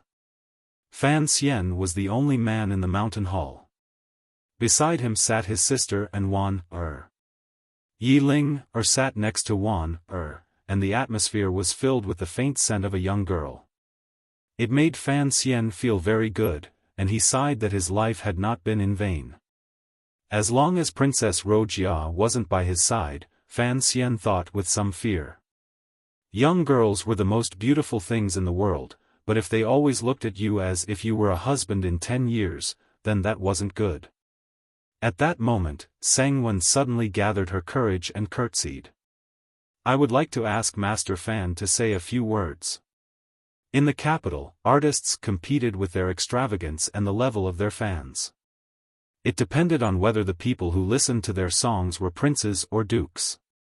But in the end, it was still a competition of ability, which was their ability to sing and write songs. Miss Sang had caught the eye of both the princess and the young lady of the Fan family. Naturally, she was an important person, and she thought about her songs and poems day and night. Today, by chance, she had met Master Fan, who was famous in poetry in the capital. She could no longer be reserved, and regardless of the difference in status, she bravely made this somewhat presumptuous request. Fan Xian was startled, but Lin Wanner and his sister were already giggling as they allowed him to write. Even Yi Ling opened her eyes wide in curiosity, wanting to see what kind of sentence he would come up with. Fan Xian was annoyed to the point that he had no choice but to go into the inner room and lay out some paper and ink. Ruoruo had long since sat down in front of the desk, brush in hand, and waited. It turned out that Fan Xian was just a page boy. The three girls who followed him into the room couldn't help but laugh when they saw this. My sister's handwriting is better. Fan Xian explained a little awkwardly. Although he had practiced calligraphy diligently in Danzhou, it was still not as beautiful as his sister's, so he simply let her do it. Not long after, Ruoruo had written down a few lines that Fan Xian had recited in small, delicate script. When Sang Wen first heard it, her eyes brightened. She nervously took the piece of paper and read it carefully. She was overjoyed, and bowed to Fan Xian. Sang Wen thanks Master Fan for the poem. Words cannot express my gratitude. Lin Wanner and Ruoruo also nodded repeatedly, believing that Fan Xian's poem was worthy of the word gratitude. If Sang Wen composed a good song and sang it all over the capital, she would probably have a few more good years ahead of her. Fan Xian was copying Tang Xianzu's clever line today, so the beautiful flowers and purples bloom everywhere, but like this they all give way to broken wells and decadent walls. A beautiful scene on a fine day, but heaven forbid it. Whose courtyard is it to delight the heart and delight the heart? Flying in the morning and rolling in the evening, the rosy clouds and green pavilions, the rain and wind, the smoke and waves of the painted boat, the beautiful screen makes people look at this cheap beauty. Looking at the intoxicated expressions on the faces of the women, he sighed and shook his head. He thought that the whole story of the Peony Pavilion was a wonderful piece of writing. Although it was beautiful, it lacked the spirit of the story. However, he was busy with dating, business, and dating. Even the outing had to last for 2 days. How could he have the time to think about it? It seemed that the work of spreading advanced culture was indeed very difficult. It's a little too tragic. Yi Linger, who had been silent all this time, was a little slow to react. She only now realized the true meaning of the line, and spoke sadly. Suddenly, Ruoruo's expression changed. She thought of the line, a beautiful scene on a fine day, but heaven forbid it. It had already appeared in Story of the Stone, where Lin Daiyu played the drinking game. If Sang Wen sang this line all over the capital, wouldn't people immediately know that Story of the Stone had been written by her brother? But seeing that Fan Xian seemed to have forgotten about it, and that deep in her heart, she also wanted her brother to make a name for himself. She couldn't help but smile, and she didn't mention it again. The outing ended satisfactorily. Everyone got what they wanted before they came. Yilinger got some tricks, Sangwen got Fan Xian's poem, Fan Xijia got a belly full of roasted fish and meat, and Dabao got a horse back to the Prime Minister's manor. Fan Ruoruo got 2 days of elegant scenery to clear her mind, and Lin Wanner got the chance to get close to her brother. Fan Xian got the most, but he couldn't say it. If it ended like this, everyone would be happy. But when Fan Xian heard Wang Qinyan's report, he frowned. He really hadn't expected things to be so coincidental. The Crown Prince was coming. Retreat. Hearing that the Crown Prince was coming to the summer residence that day, Fan Xian didn't say anything else. He ordered Wang Qinyan to arrange for his group to retreat back to the capital. What a joke. If the Crown Prince was coming to spend the summer, would he dare fight for territory with him? Furthermore, the Fan family had always been considered part of the Second Prince's faction. The Prime Minister had broken off relations with the Eastern Palace, and the Overwatch Council was clinging to the Emperor. Although the power behind Fan Xian was great, they were all the Crown Prince's most hated targets. If the two sides really did meet, even if Fan Xian had a fake princess at his side and the young ladies of the Yi and Fan families, if the Crown Prince really wanted to humiliate him, Fan Xian would have no one to go to. The Emperor had said at the Green Bamboo Tea House by the Lujing River that Fan Xian should be able to live comfortably in the capital. But the Crown Prince probably didn't like Fan Xian being comfortable. If there was a difference of opinion between father and son, Fan Xian didn't have the arrogance to think that the Emperor would deal with his own son for the sake of a mere official son. So he had to retreat, cleanly and efficiently. He didn't want to give the Crown Prince a chance to see him or humiliate him. At the same time, he didn't want to give himself a chance to be humiliated and beat the Crown Prince after he was humiliated, committing a heaven-defying crime. He had come confidently, but now he had to retreat in fear. Fan Xian didn't feel good about it. Lin Wanner frowned unhappily. Brother Qingxian wasn't a tiger, so why was her husband so afraid? Yilinger also looked down on Fan Xian, who was afraid of the nobility. So what if he was the Crown Prince? When he was young, the Emperor had sent him to the Yi family to learn martial arts. She had beaten him up too. After all, Fan Xian was only an 8th-level functionary, a mere illegitimate son of Count Sinan. He wasn't like these two girls, who had been in and out of the palace since they were young, and were used to seeing the world's top figures. Furthermore, his thoughts were much more mature than these girls, and he knew that this matter was a bit sensitive. Because he had arranged things quickly, by the time the Crown Prince's entourage was about to arrive at the summer estate, Fan Xian's entourage was already on the official road.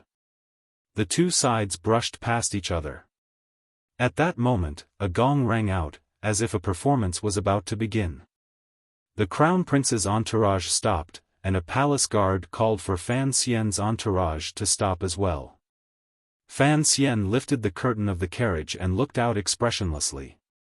In the bright yellow carriage, the Crown Prince's entourage, the future most powerful man in the world, was weakly talking to the carriage behind him.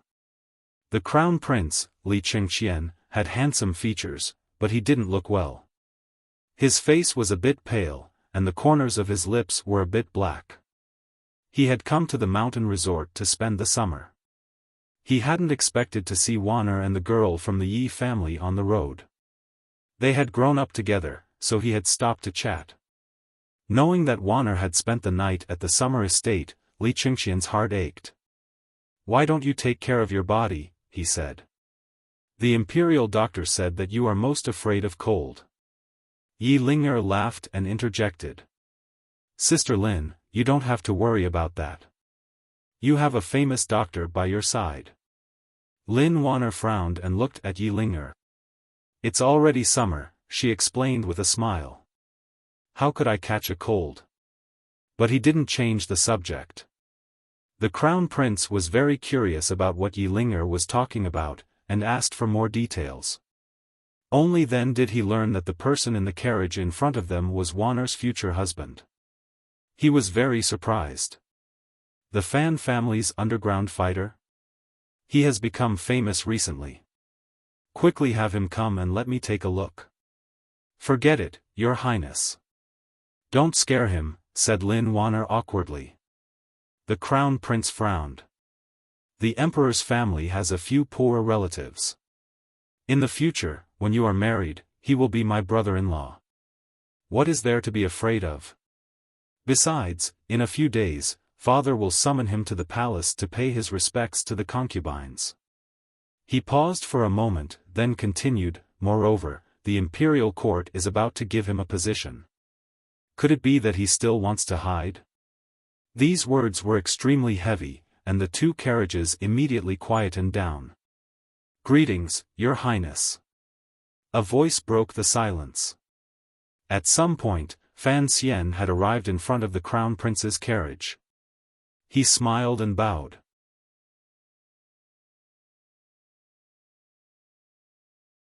Chapter 121. The crown prince, Li Chengqian, had a weak temperament and a weak body.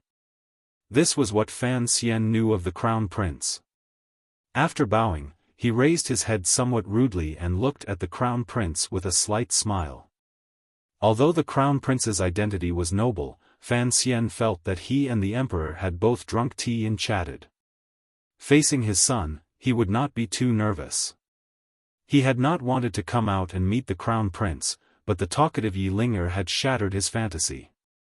When Fan Xian looked at the crown prince looked back at him with interest. For the crown prince, the fact that Fan Xian's name had shaken the capital in just a few short months was already an anomaly. Furthermore, his father had appointed him to marry Wanner. As the master of the Eastern Palace, the crown prince was well aware of the meaning behind it. If the eldest princess lost the right to manage the palace treasury, and the person who took over was an enemy, the messy debts of the past would come to light. This was what the crown prince was most worried about. Fortunately, it would take another 2 years for the palace treasury to change hands, so it was not an urgent matter.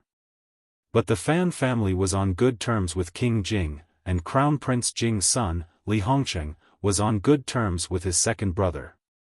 The crown prince frowned slightly. Looking at the beautiful young man below the carriage, he momentarily forgot to speak. The advisors in the Eastern Palace were now divided into 2 factions. Whether to attack or pull the Fan family was still being considered. If it was a normal manner, the crown prince would not care too much. But the Fan family was different. The grandmother of the young man before him was his father's wet nurse. With this layer of relationship, the crown prince could not do anything to the Fan family. You are Fan Xian? The crown prince finally realized that he was a little absent-minded. After a slight pause, he asked with a smile. Your subject Fan Xian greets the crown prince. Fan Xian bowed again with great respect. I did not know the crown prince's carriage was here, so I did not get out. Please forgive me, Your Highness. Looking at Fan Xian's elegant face, for some reason, the crown prince's original dislike for him lessened. In that instant, he decided to temporarily wait and see. He quietly said, those who do not know are not guilty. But my sister Wanner is weak and sickly. You must pay more attention to her. Do not be like those youths in the capital who only seek temporary pleasure. I am afraid. Fan Xian could tell that the crown prince was not planning to deal with him today. He felt slightly at ease and replied gently. Don't be too cautious. After the wedding in October, you'll be considered a relative of the country. You'll have to visit the palace often, so you should be more relaxed, the crown prince lectured. Fan Xian smiled slightly and replied yes. Unexpectedly, the crown prince's next words surprised him. Envoys from Dongyi and northern Qi will soon enter the capital. Because the incident at Nyolan Street is related to you, the court has decided to make you a deputy and temporarily raise your rank. I am informing you ahead of time so that you can make some preparations and not panic. The Crown Prince spoke lightly, thinking that he had unknowingly done Fan Xian a favor. Fan Xian paused for a moment, then said, I am the functionary of Taichung Temple. I am afraid it would be inappropriate for me to participate in national negotiations. The Crown Prince snorted coldly and said, if you don't have any achievements, how are you going to face yourself in court in the future? Fan Xian could tell that the Crown Prince was a little angry. He quickly agreed and thanked the Crown Prince, then moved aside to make way. The Crown Prince waved the black horsewhip in his hand with golden threads and nodded his head in satisfaction. He then turned to Lin Wanner and warmly said, you should go to the palace more often. I miss you very much. He paused and then said, recently, I often have a headache. There was nothing strange in the Crown Prince's voice, and his expression was as gentle as ever. But Fan Xian could see a trace of unease in the Crown Prince's cowardly eyes. Lin Wanner smiled and said nothing. Crown Prince, let's go. The Crown Prince's carriages began to move, moving slowly in the direction of the mountain resort. Fan Xian didn't dare move until the carriages had disappeared at the end of the road. Only then did he let out a sigh and stretch his stiff waist. He smiled bitterly and shook his head. Being an official is a tough life. Don't tell me you dare have thoughts of disloyalty. Yi Ling mocked him. Ling, don't talk nonsense. Xia was afraid of Ruoruo, and Yi Ling was afraid of the little tiger. Lin Wanner was angry, and Yi Ling immediately jumped back into the carriage. Lin Wanner walked to Fan Xian's side and saw that he was still looking in the direction the carriage had disappeared in. She couldn't help but sigh. I know what you're worried about. But none of my three brothers are easy to get along with. I think it's best if you don't side with any of them. Fan Xian had always acknowledged Lin Wanner's political wisdom, which she had cultivated deep in the palace. He nodded solemnly, then suddenly thought of something. What about the youngest prince? Is he also a difficult person to deal with? Wen Yun is only 8 years old. He doesn't understand these things. Lin Wanner continued to comfort him. The nominal position of Taichung Temple's son-in-law, joining in on the ceremonial negotiations, has been done before. It's not as if the Eastern Palace really wants to recruit you. Don't worry. Fan Xian smiled, thinking that he was already quite relaxed, but he still faked a sigh. It's just that when I see the Crown Prince of the Eastern Palace, the future ruler of the Kingdom of Qing, I can't help but feel nervous. It was strange. Although in his previous life, the highest official Fan Xian had seen before his illness had only been the headmaster of a school, after his rebirth, perhaps because he had been born into a family of officials, he didn't feel nervous when he saw important people. Even when he saw the emperor a few days ago, he was able to hide it well. Lin Wanner couldn't help but laugh. She pulled on his sleeve. Didn't you hear what the Crown Prince said? Before the wedding, you have to go to the palace to pay your respects to the various concubines. If that ancestor is happy, it's not impossible for him to see you. After walking through a dozen palaces, even if you're nervous, you'll become numb. Ancestor? Fan Xian knew that Lin Wanner was talking about the Empress Dowager, who lived deep in the palace. For some reason, he shivered. Let's go. Your Highness has already gone so far. Why are you still standing there looking at the horses but? Fan Xian, who had been silent for a long time, finally couldn't help but yell from the carriage in front. De Bao, who was in the carriage in the middle, heard someone yelling and also yelled happily. Fan Xian laughed. With a wave of his sleeve, he threw all these thoughts to the back of his mind. In Fan Xian's mind, since he was lucky enough to live again, he had to live it to the fullest. Women, money, power, he couldn't complain that it was too little. But after entering the capital, he saw the murky waters and couldn't tell how deep they were. He couldn't help but feel annoyed. Donbo Bookstore's business was good. The last few chapters of Story of the Stone were about to be printed, and money was coming in. In the future, even if he took over the palace treasury, he would find a way to leave it to Qingyu Hall and Fan Xizha. As for the matters of the court, his father, Chen Pingping, and his mother's former comrades would stand in front of him. As for the dangers lurking in the dark, he had Uncle Wu Zhu as his bodyguard. Even if Uncle Wu Zhu didn't want to see the sun like that time on Nyolan Street, Fan Xian felt that he had the ability to protect himself. So all of a sudden, he felt that he had the potential to become a free and unfettered rich man. This was still just a fantasy. He and the people around him all knew this. Snapping his fingers, Fan Xian looked calmly at the dirt road outside the carriage window. What a coincidence! He said.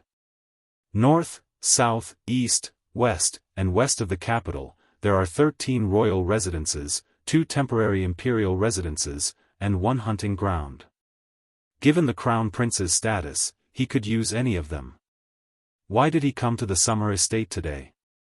The summer resort is far from the capital, and it's quiet. That's why we chose this place first. After setting off again, he and Wang Qinian were alone in the carriage, so they spoke very directly. Wang Qinian also frowned.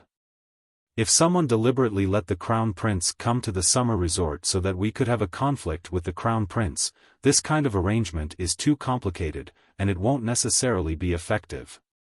Fan Xian shook his head, a slight chill in his eyes. As long as there are people by the crown prince's side, it wouldn't be difficult to slightly influence the crown prince's destination.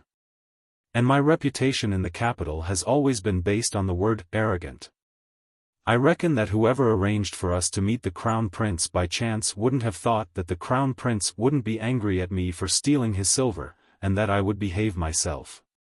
It's just that I don't know the rules of the palace. For example, how long does it usually take for the crown prince to travel out of the capital? We arrived at the summer resort yesterday. If the crown prince decided to come here a few days ago, then we can be sure that this was a coincidence, and not an arrangement by someone with ulterior motives.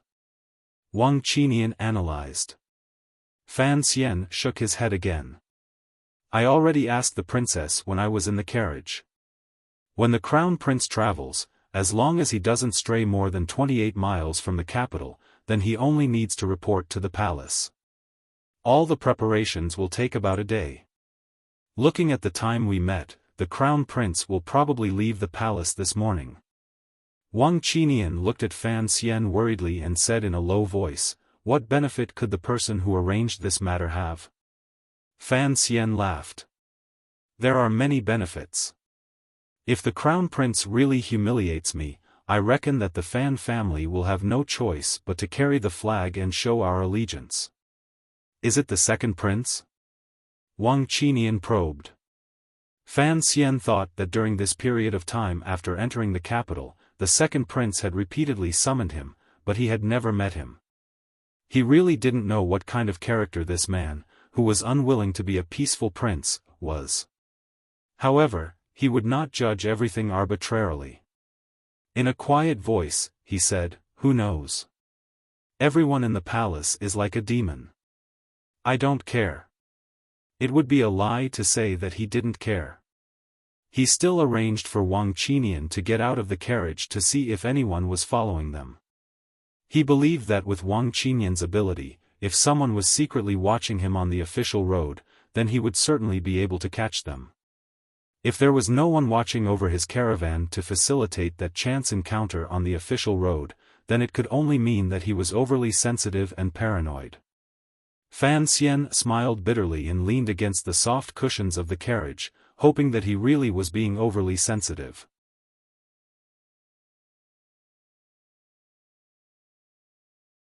Chapter 122. There was a house on the side of Shenzhen Road in the capital. Wang Qinian had spent 120 taels of silver to buy it. There had been a number of procedures, and he believed that no one would be able to find out who the real owner was. Fan Xian frowned as he looked at the two men tied up tightly in the corner. Their mouths were stuffed full of smelly rags, and their faces were red. Tears were streaming from the corners of their eyes. They couldn't speak, and they couldn't kill themselves by biting their tongues. Where were they caught? Fan Xian asked quietly. The fourth bureau personnel behind Wang Qinian bowed and replied, 7 miles outside the city, Sir Wang found traces of the other party. After they were stopped by us, they tried to quibble, but they couldn't withstand our investigation, so they admitted to it. After you left the capital yesterday, these two people have been following you. I don't know what method they used to inform their people, but I don't know what relationship they have with the Eastern Palace to arrange this coincidental meeting. Fan Xian furrowed his brows. He had not thought that his random guess would actually reveal a clue to a conspiracy. It looked like it was not that he was too wise, but that his enemies were too stupid. Jingdo was too dark, and everyone had a forked black tail behind them. He also understood that the investigation his subordinate spoke of must have involved torture. But since they had admitted to it, no one cared what methods they used. Did you find out who they were? Fan Xian asked Wang Qinian in a low voice. Wang Qinian shook his head. The less I know, the better. So I waited for you to interrogate them personally. Fan Xian nodded. He was happy with his cautiousness, but then he fell into deep thought. He looked at the two men in the corner, and could easily see something else in their eyes. They had such a determined expression, but had not been trained in torture. Firstly, they couldn't be from the Overwatch Council, and secondly, they couldn't be from the palace. They had already been examined and found not to be eunuchs.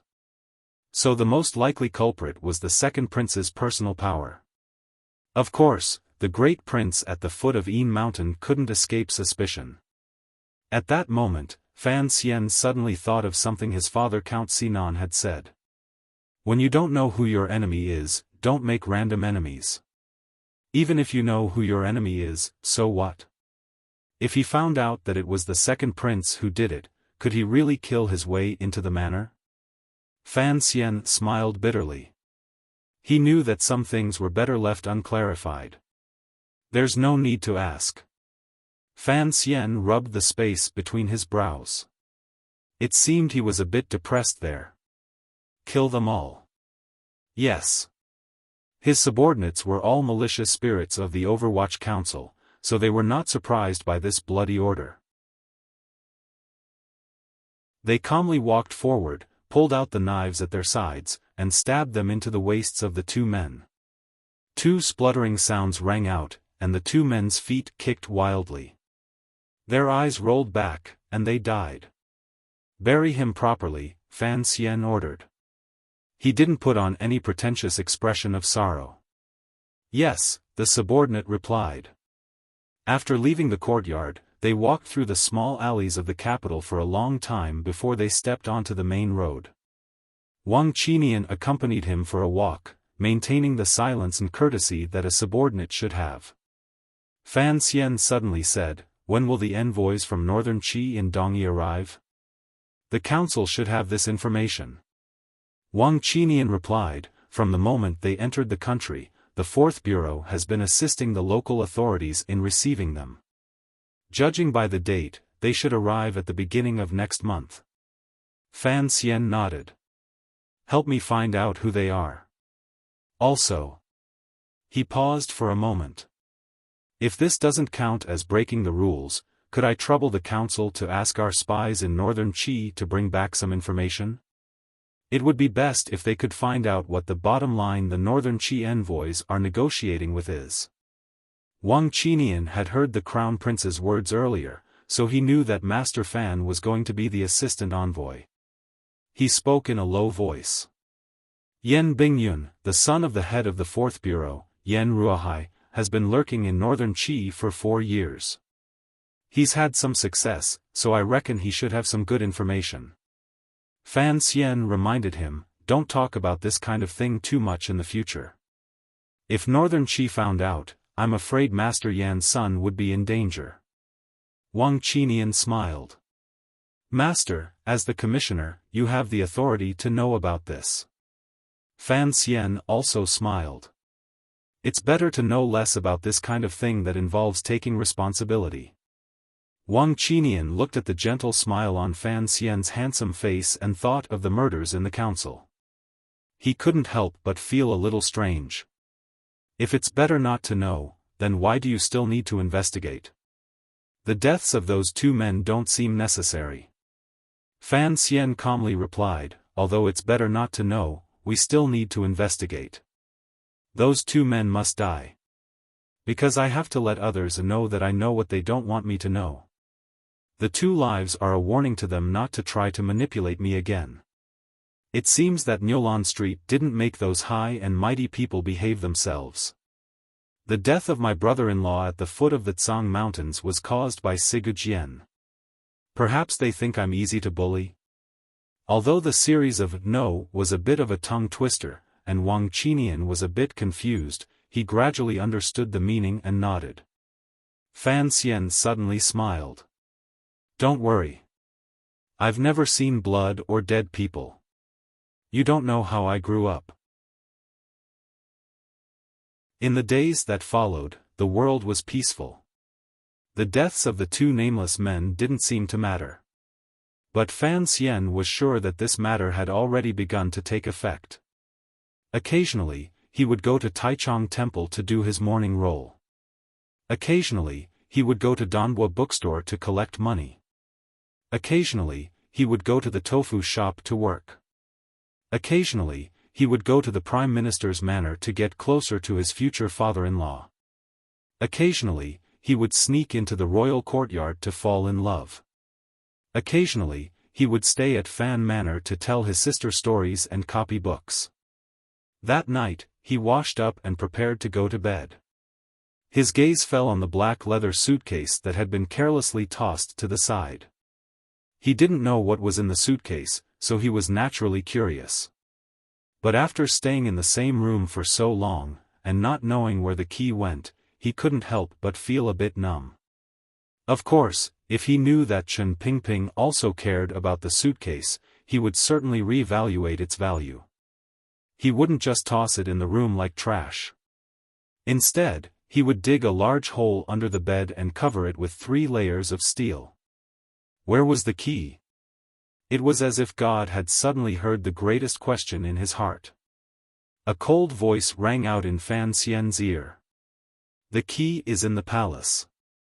Then, without any wind, a black stick came from the heavens and smashed viciously into Fan Xian's back. There was a muffled sound. Fan Xian couldn't dodge in time, and was heavily knocked to the ground. His back hurt, and he coughed in pain, blowing a few strands of dust from his face.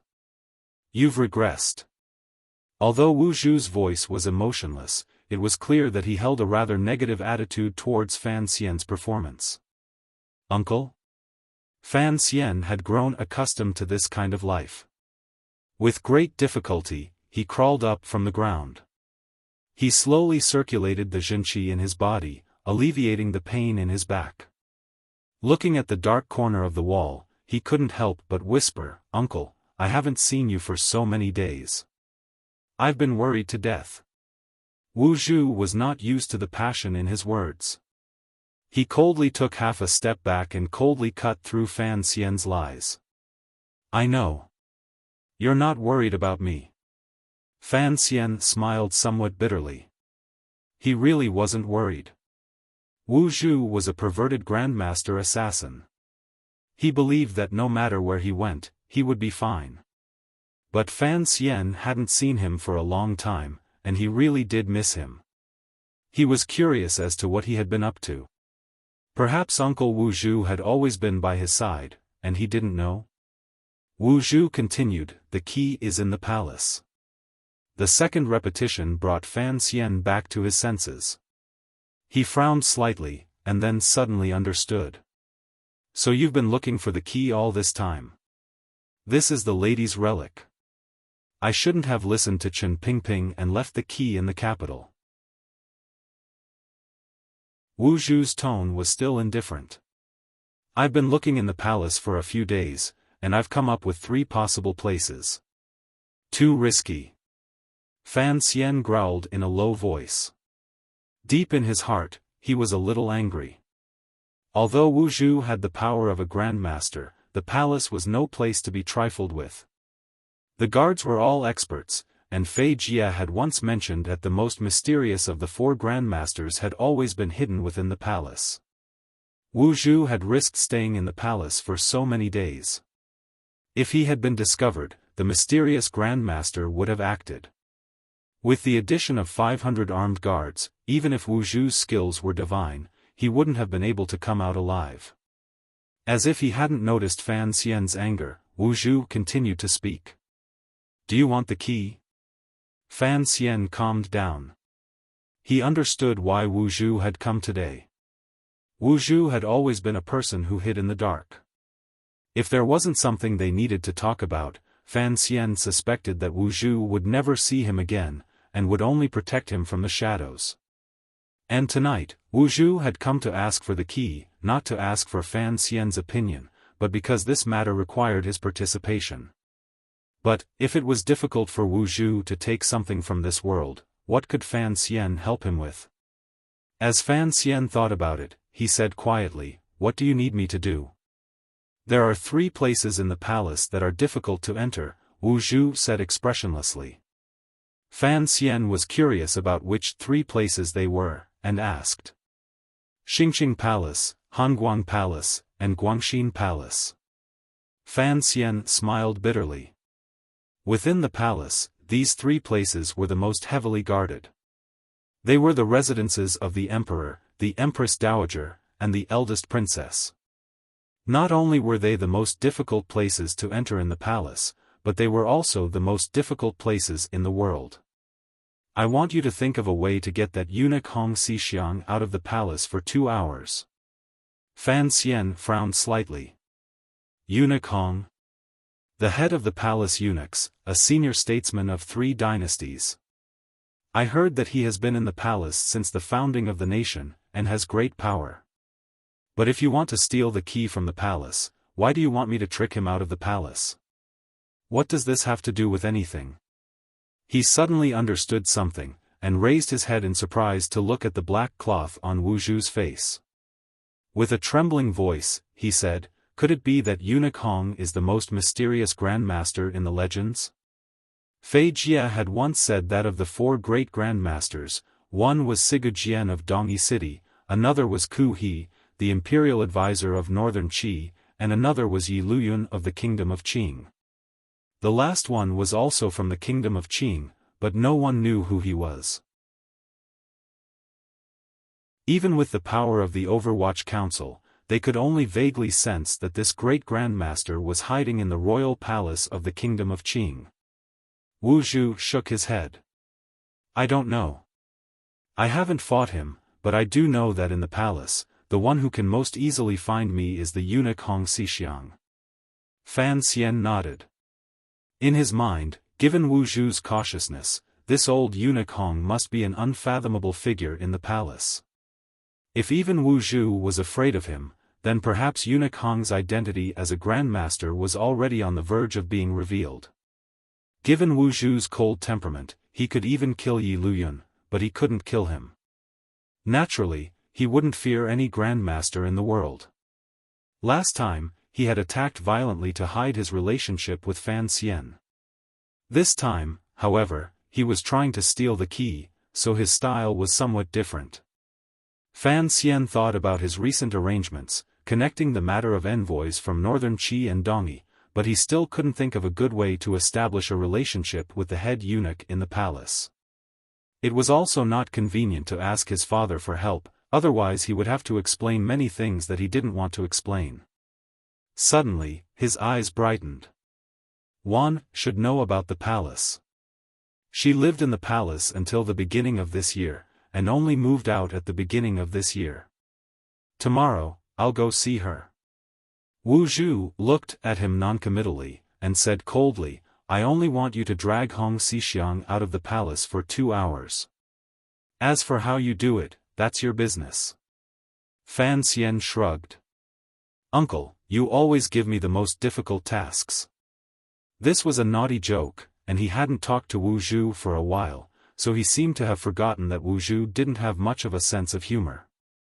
Wu Zhu said seriously, "Then I'll go kill Hong Xixiang. Whether I succeed or not, I can probably stall him for 6 hours. You go to the palace and find the key." Fan Xian found that he had picked up a hot meteorite and smashed it on his foot. He quickly said with the utmost respect, "It's just to steal something. It's not too risky to challenge Hong Xixiang.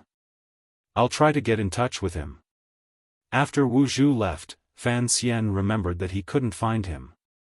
If he did arrange everything in the future, how would he inform this blind uncle? Lying back on the bed, he looked at the black suitcase in a different way. If the key had to be placed in the most heavily guarded place in the palace, then there must be something very important or terrifying hidden inside the suitcase. For example, a map of the border, a list of high-ranking spies in the Overwatch Council that his mother had created, or a map of the Yi family's treasure.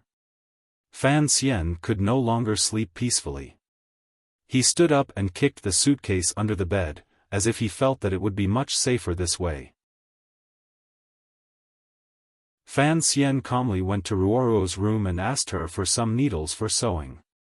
Ruoruo couldn't dissuade him, so she took out a few small needles from the box and handed them to him. She was curious. Looking into her brother's eyes, she asked, "This is for embroidery. Is your clothes torn? You can give it to the servant girl." Fan Xian smiled. "It's much more complicated than sewing clothes." He thought for a moment, then said, "Don't let anyone know that I took 3 needles from you." Fan Ruoruo nodded, confused. The wedding was imminent, and Fan Manor had already begun preparations. There was something strange about Fan Xian and Lin Wan's marriage, so all the rules had to be re-established. At least, it wouldn't be like other consorts, where the royal family arranged the prince consort's mansion. After all, Lin Wan's status as a princess had always been limited to the palace. If it were to be done in the capital, it would probably give rise to rumors. The newly married mansion was next to Count Sinan's. It was just an empty garden, but Fan Xian had begun preparations for it at the beginning of the year, so it had long since been taken care of in splendor. There was a door in the back garden of the 2 courtyards, so the front and back manors were connected. The main entrance to Fan Xian's courtyard was on the opposite side of the street. It had been very quiet in the past few days. The workers had stopped working long ago, and the trees and rockery had long been taken care of. They were nourished by the wind and water. Because there weren't many people around, the large courtyard seemed very quiet.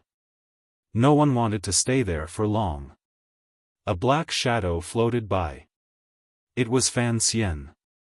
He had quietly come to the courtyard, holding a piece of tofu in his right hand and 3 silver needles between the 4 fingers of his left hand. He found a secluded place and carefully placed the tofu cubes between the branches of the willow tree. The tofu had become extremely tender after he had improved it, so it was placed there trembling as if it could break at any time. Fan Xian closed his eyes and slowly increased the tyrannical zhenqi in his dantian. It flowed through the top of his head and into the snow mountain behind his waist, forming 2 zhenqi channels, one large and one small. He allowed his entire body to enter a state of tranquility, without a single stray thought. The wind rose, and Fan Xian's entire body became a gust of wind, blowing toward the center of the willow tree. With a light touch, the tips of his feet valiantly stopped his forward fall, and with a sudden sound, he used his control of his body to bounce back. It was like a crafty fish playing with a fool's hook.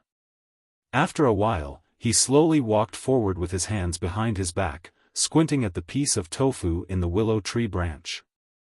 There were 3 thin needles on the tofu, and they were trembling slightly.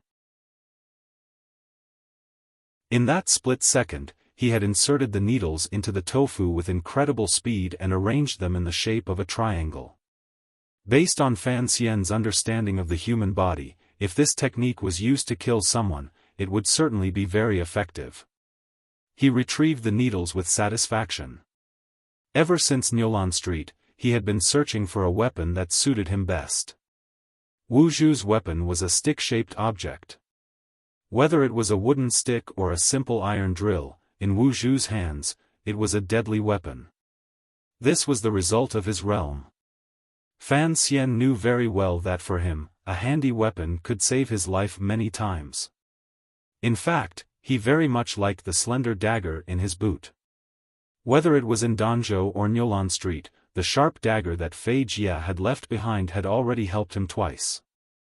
However, this dagger could not be brought into certain places, such as the royal palace.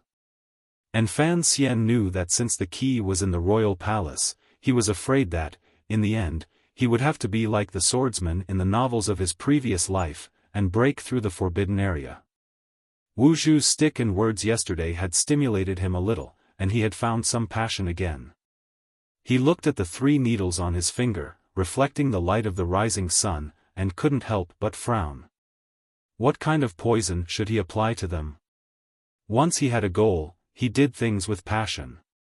So when Fan Xian passionately entered Lin Wan's boudoir on a dark night, she couldn't help but be pleasantly surprised. After all, it hadn't been that long since their last outing. After a moment of intimacy, Fan Xian pretended to casually ask about matters in the royal palace. Lin Wan had grown up in the royal palace, and was quite familiar with its people. She wasn't curious why her fiancé was suddenly interested in this. She thought that Fan Xian was worried about the rules of entering the royal palace to pay his respects, so she comforted him. The concubines in the royal palace are all very good to me, and His Majesty doesn't like women, so it's not like the old emperor of northern Qi who died a few years ago, who had an endless supply of beauties. Besides Her Majesty, there are also the great prince's mother, Ning the Talented, the second prince's mother, Lady Shu, the third prince's mother, Igui Pin, and a few other concubines. I don't think I need to pay my respects. Fan Xian thought that those concubines naturally wouldn't want to offend her mother, the eldest princess, who was deeply favored by the Empress Dowager and controlled the palace treasury. He shifted his body on the bed to make holding Wan more comfortable. Why is the great prince's mother only a talented person? He asked curiously. Lin Wan explained, Ning the Talented is from Dongyi. She was captured by His Majesty on his first northern expedition. I heard that on the battlefield, His Majesty was injured, and Ning the Talented took care of him day and night. So His Majesty freed her from slavery, and she entered the royal palace, where she gave birth to the great prince. But after all, she wasn't a citizen of Qing, so even though she saved the emperor and gave birth to his eldest son, she still couldn't win the Empress Dowager's favor, so she couldn't be made empress. Besides, she was already an imperial concubine. But 10 years ago, something happened in the royal palace. His Majesty was furious, and he stripped her of her position, demoting her to a talented person. Fan Xian was slightly startled, thinking that the struggles in the royal palace were as complicated as he had imagined. Lin Wan sighed and continued, fortunately, eldest brother's military exploits in the West are outstanding, so Ning the Talented is able to maintain her position in the royal palace. But now she seems to understand many things, and is quite content in the royal palace. In fact, I used to often go to her royal palace to play, but I haven't gone as often in the past 2 years.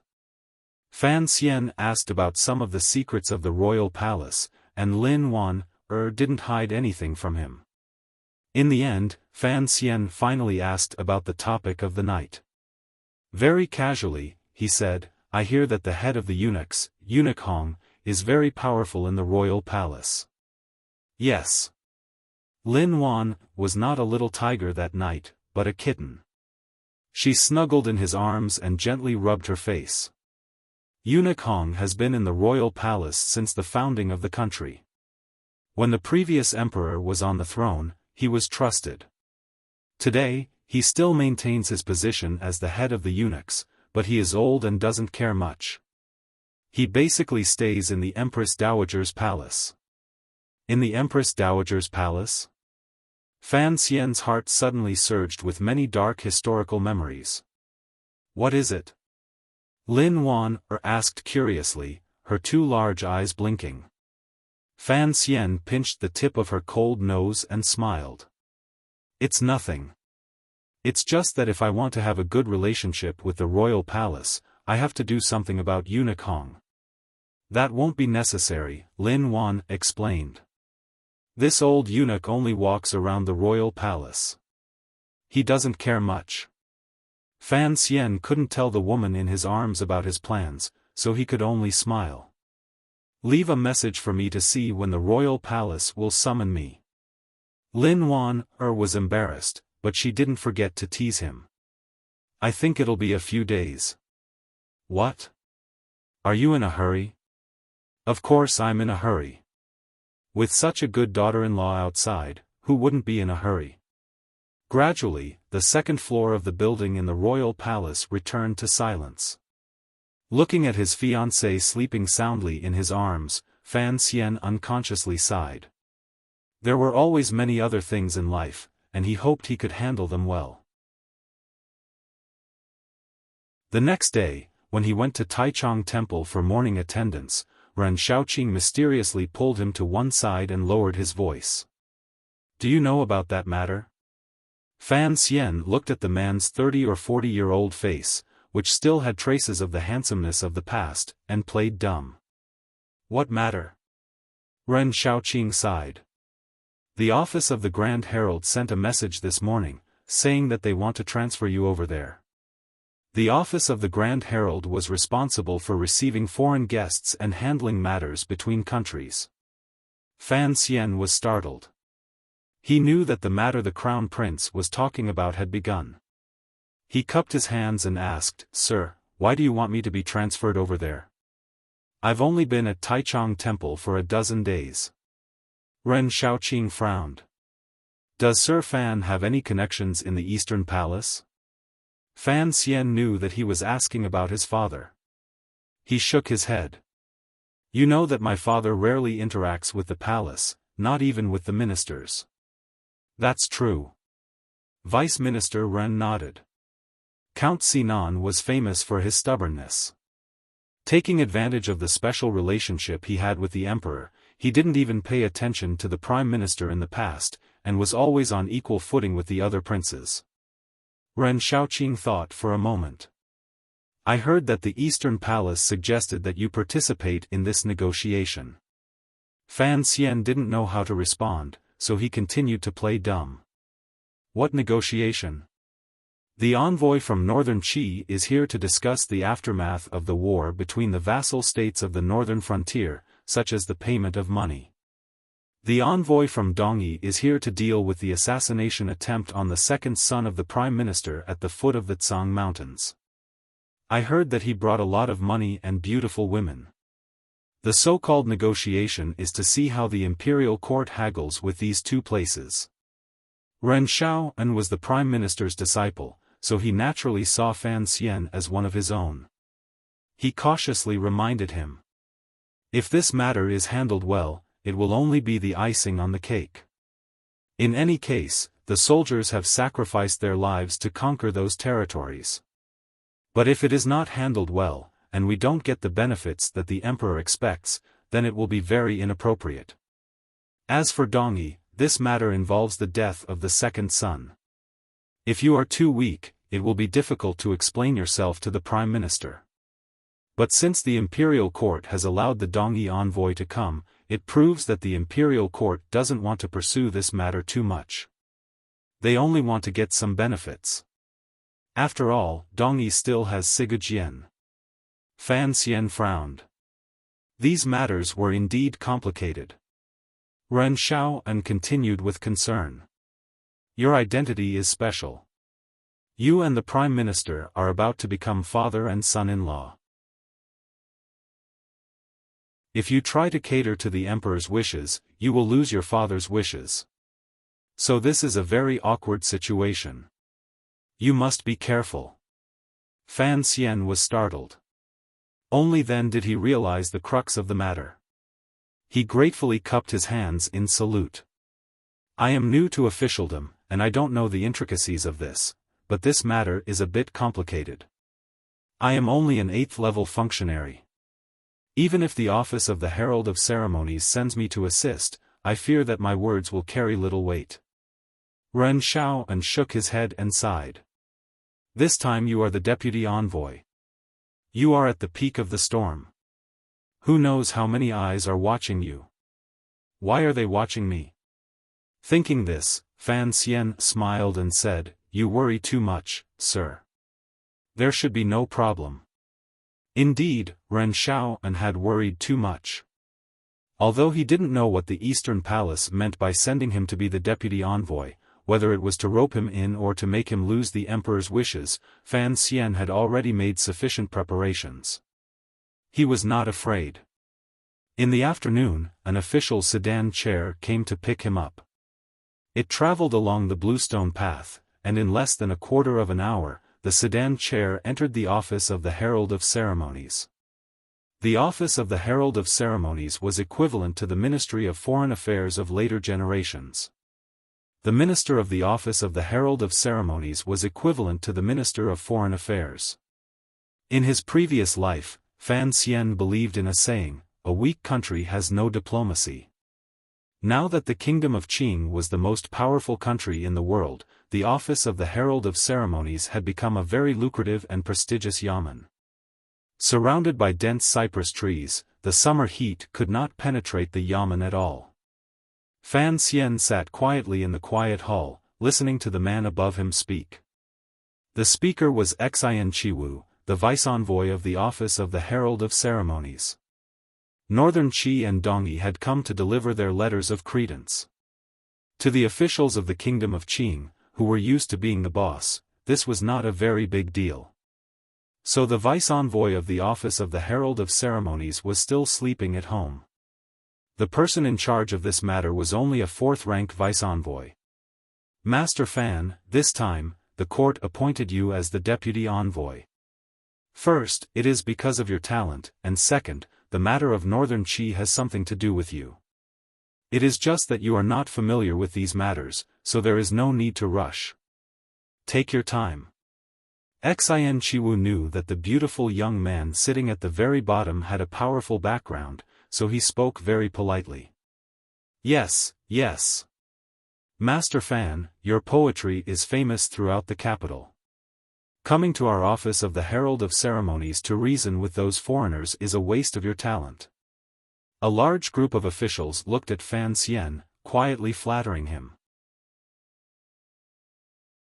At the same time, they were afraid that this young master would steal all the credit from the office of the Herald of Ceremonies. They couldn't help but look a little embarrassed.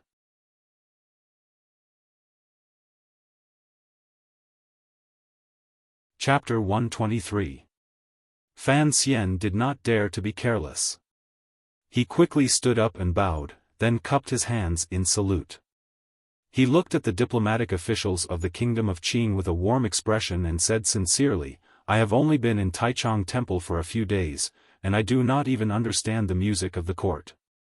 The palace appointed me as deputy, presumably to let the Northern Qi rebels see that the people of the Qing kingdom cannot be casually killed. They only want me to be a memorial. They don't actually want me to do anything during the negotiations. He chuckled and continued, I know nothing about the relations between nations. I only hope that I will not be a hindrance to you. I hope you will not hesitate to enlighten me. After all, he was not someone who had been in the bureaucracy for a long time. Fan Xian's words were a bit excessive and reckless. But this kind of straightforward speech actually made the officials of the Chamberlain of Dependencies feel very comfortable. Originally, when they learned that Assistant Minister Fan's son was going to participate in the negotiations, these self-proclaimed professionals of the Kingdom of Qing always felt a little uncomfortable. It was like a group of carrion crows, and suddenly a vulture had flown in for a bone. Since Fan Xian had made it clear that he was not here to fight for credit, the people of Honglu Temple were naturally much happier. Xian Chiwu also nodded his head in approval. Of course, everyone knew that if they could successfully demarcate the border, they would be able to obtain a large amount of tribute silver and be rewarded accordingly. This nobleman, who was clearly here to gild his name, would certainly receive what he deserved. After the meeting, Xian Chiwu led Fan Xian to a small room that had been prepared for him. He pointed to a large cabinet filled with documents and said, "The relevant information is all here. The most important thing in this negotiation is that Northern Qi wants to give some silver in exchange for a large piece of land, which we have already occupied. Dongyi does not have any requests. They only want to settle the last 2 assassinations. The first is the Nyolan Street incident related to Fan Xian. The 2 female assassins have already been proven to be the disciples of Sigu Jian's second disciple. The second is the matter of the manor at the foot of Tsang Mountain, but..." He looked at Fan Xian and paused for a moment before continuing, "As you know, that matter is a bit complicated, so the court will not be able to come up with any good evidence." Fan Xian nodded. Smelling the stale air in the room, he began to feel a headache coming on. Would he have to deal with these things for the next few days? As if reading his mind, Vice-Chancellor Xian smiled and said, "If Master Fan does not wish to stay on duty, you may take it home with you. But you are not allowed to take a single step out of the yamen, as long as it is marked in red." Fan Xian was overjoyed. Although he knew that the old man did not want to see him as an eyesore, he still gratefully said, "To tell the truth, I have no idea why I came here today. If you do not mind my laziness, I am willing to sleep at home every day." For a mere 8th-level functionary to make such a joke with a 4th-level vice-minister of Honglu Temple, Fan Xian reckoned he was a rare anomaly in the Qing kingdom. Xian Chiwu paused for a moment before bursting into laughter. He lowered his voice and said, "Master Fan, the Eastern Palace has high hopes for you." Fan Xian smiled. Now that he knew who Xian Chiwu was, he did not dare to be vague. He quickly replied, "Please do not worry, sir. I understand. My father often teaches his sons that as an official, I must abide by the rules of an official." Hearing this reply, Xian Chiwu, who was the crown prince's confidant, nodded with satisfaction. "Count Sinan is devoted to the country. I have always admired him." The two of them exchanged a few more indifferent words before Vice-Chancellor Xian left. Fan Xian watched him leave and gradually narrowed his eyes. His father had indeed said that as long as the crown prince was on the throne, the Fan family would naturally be loyal to the crown prince.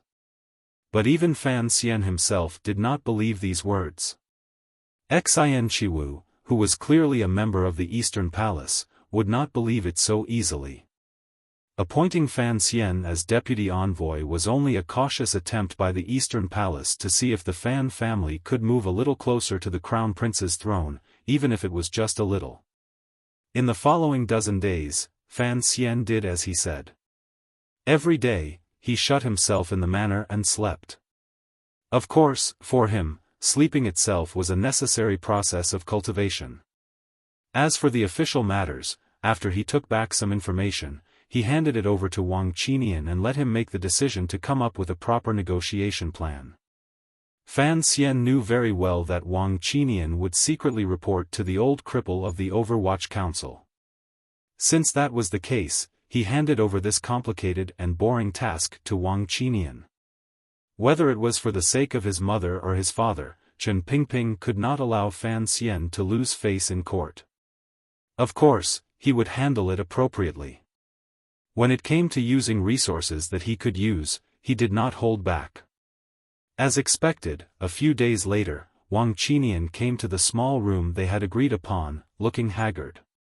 He handed over a thick folder. Fan Xian curiously opened it, and his eyes lit up. He saw that it was divided into 2 parts. One was the internal reference material that only the high-ranking officials of the office of the Grand Herald were allowed to see, and the other was the prepared file on the negotiations with Northern Qi. The material clearly analyzed the internal situation of Northern Qi, including the scheming between the young emperor and the Empress Dowager, imperial advisor Ku He being a pacifist, and so on. The material clearly stated that the Empress Dowager's younger brother, the Marquis of Ning, had been attacked by the civil officials of Northern Qi because of his defeat. Thus, the young emperor did not care how much money he had to pay or how much land he had to cut off. As long as the people were angry, he could use this opportunity to weaken the power of the Empress Dowager. Because the Empress Dowager was anxious to calm things down and free up her hands to reorganize the court, her instructions for this negotiation were mainly to be patient.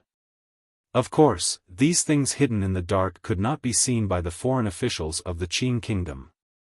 Only the secret power of the Overwatch Council, through spies all over Northern Qi, could find out every little thing, and then put them together and analyze them, could come to such a clear conclusion. Wonderful. Fan Xian sighed. With this information in hand, the officials of the office of the Grand Herald will be laughing their heads off. He paused, then asked curiously, how reliable is this information? The corners of Wang Qinian's eyes drooped. It seemed that he had not slept well for the past few days. Very reliable. Yan Bingyun has already made a name for himself in Northern Qi, and the entire intelligence network is very reasonable. With mutual reference, there should be no problem. Fan Xian could not help but feel some respect for the young man called Yan Bingyun. For the sake of the country, he was content to be a rat in the shadows, and he had done so for many years. As the son of a high-ranking official in the court, it was not easy. How could he know that the reason Yan Bingyun was pitifully staying in Northern Qi was because of the attempted assassination when Fan Xian was 12 years old? If Fan Xian knew about this, he did not know whether he would feel guilty or laugh out loud. Wang Qinian, I didn't expect you to be so good at intelligence analysis as well as tracking. Fan Xian knew exactly where this dossier had come from, but he did not point it out. Wang Qinian could only return the courtesy, not daring to claim credit. Fine, I'll go to the office of the Grand Herald tomorrow and discuss this with the Vice Minister. Fan Xian saw that Wang Qinian seemed to want to say something, and asked curiously, is there anything else? Wang Qinian said awkwardly, Sir, this information cannot be given to the office of the Grand Herald. Why? Because the secrets involved are of the highest level. The entire office of the Grand Herald, including the Minister of the Grand Herald, has no right to access them. Fan Xian slapped his forehead and laughed bitterly. Then what do you think we should do? Let the council go through normal channels and give it directly to the office of the Grand Herald. Wang Qinian sighed. If it were not for the fact that the director wanted Fan Xian to astonish everyone in the negotiations and pave the way for his future career, he would not have ordered the entire 6th Bureau to work through the night to write this dossier. This dossier looked ordinary, but it contained the blood, sweat, and tears of the Overwatch Council's intelligence analysts.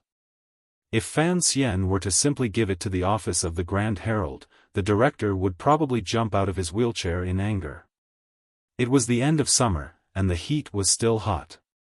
The people on the streets of the capital and the black dogs on the streets were somewhat dispirited by the weather.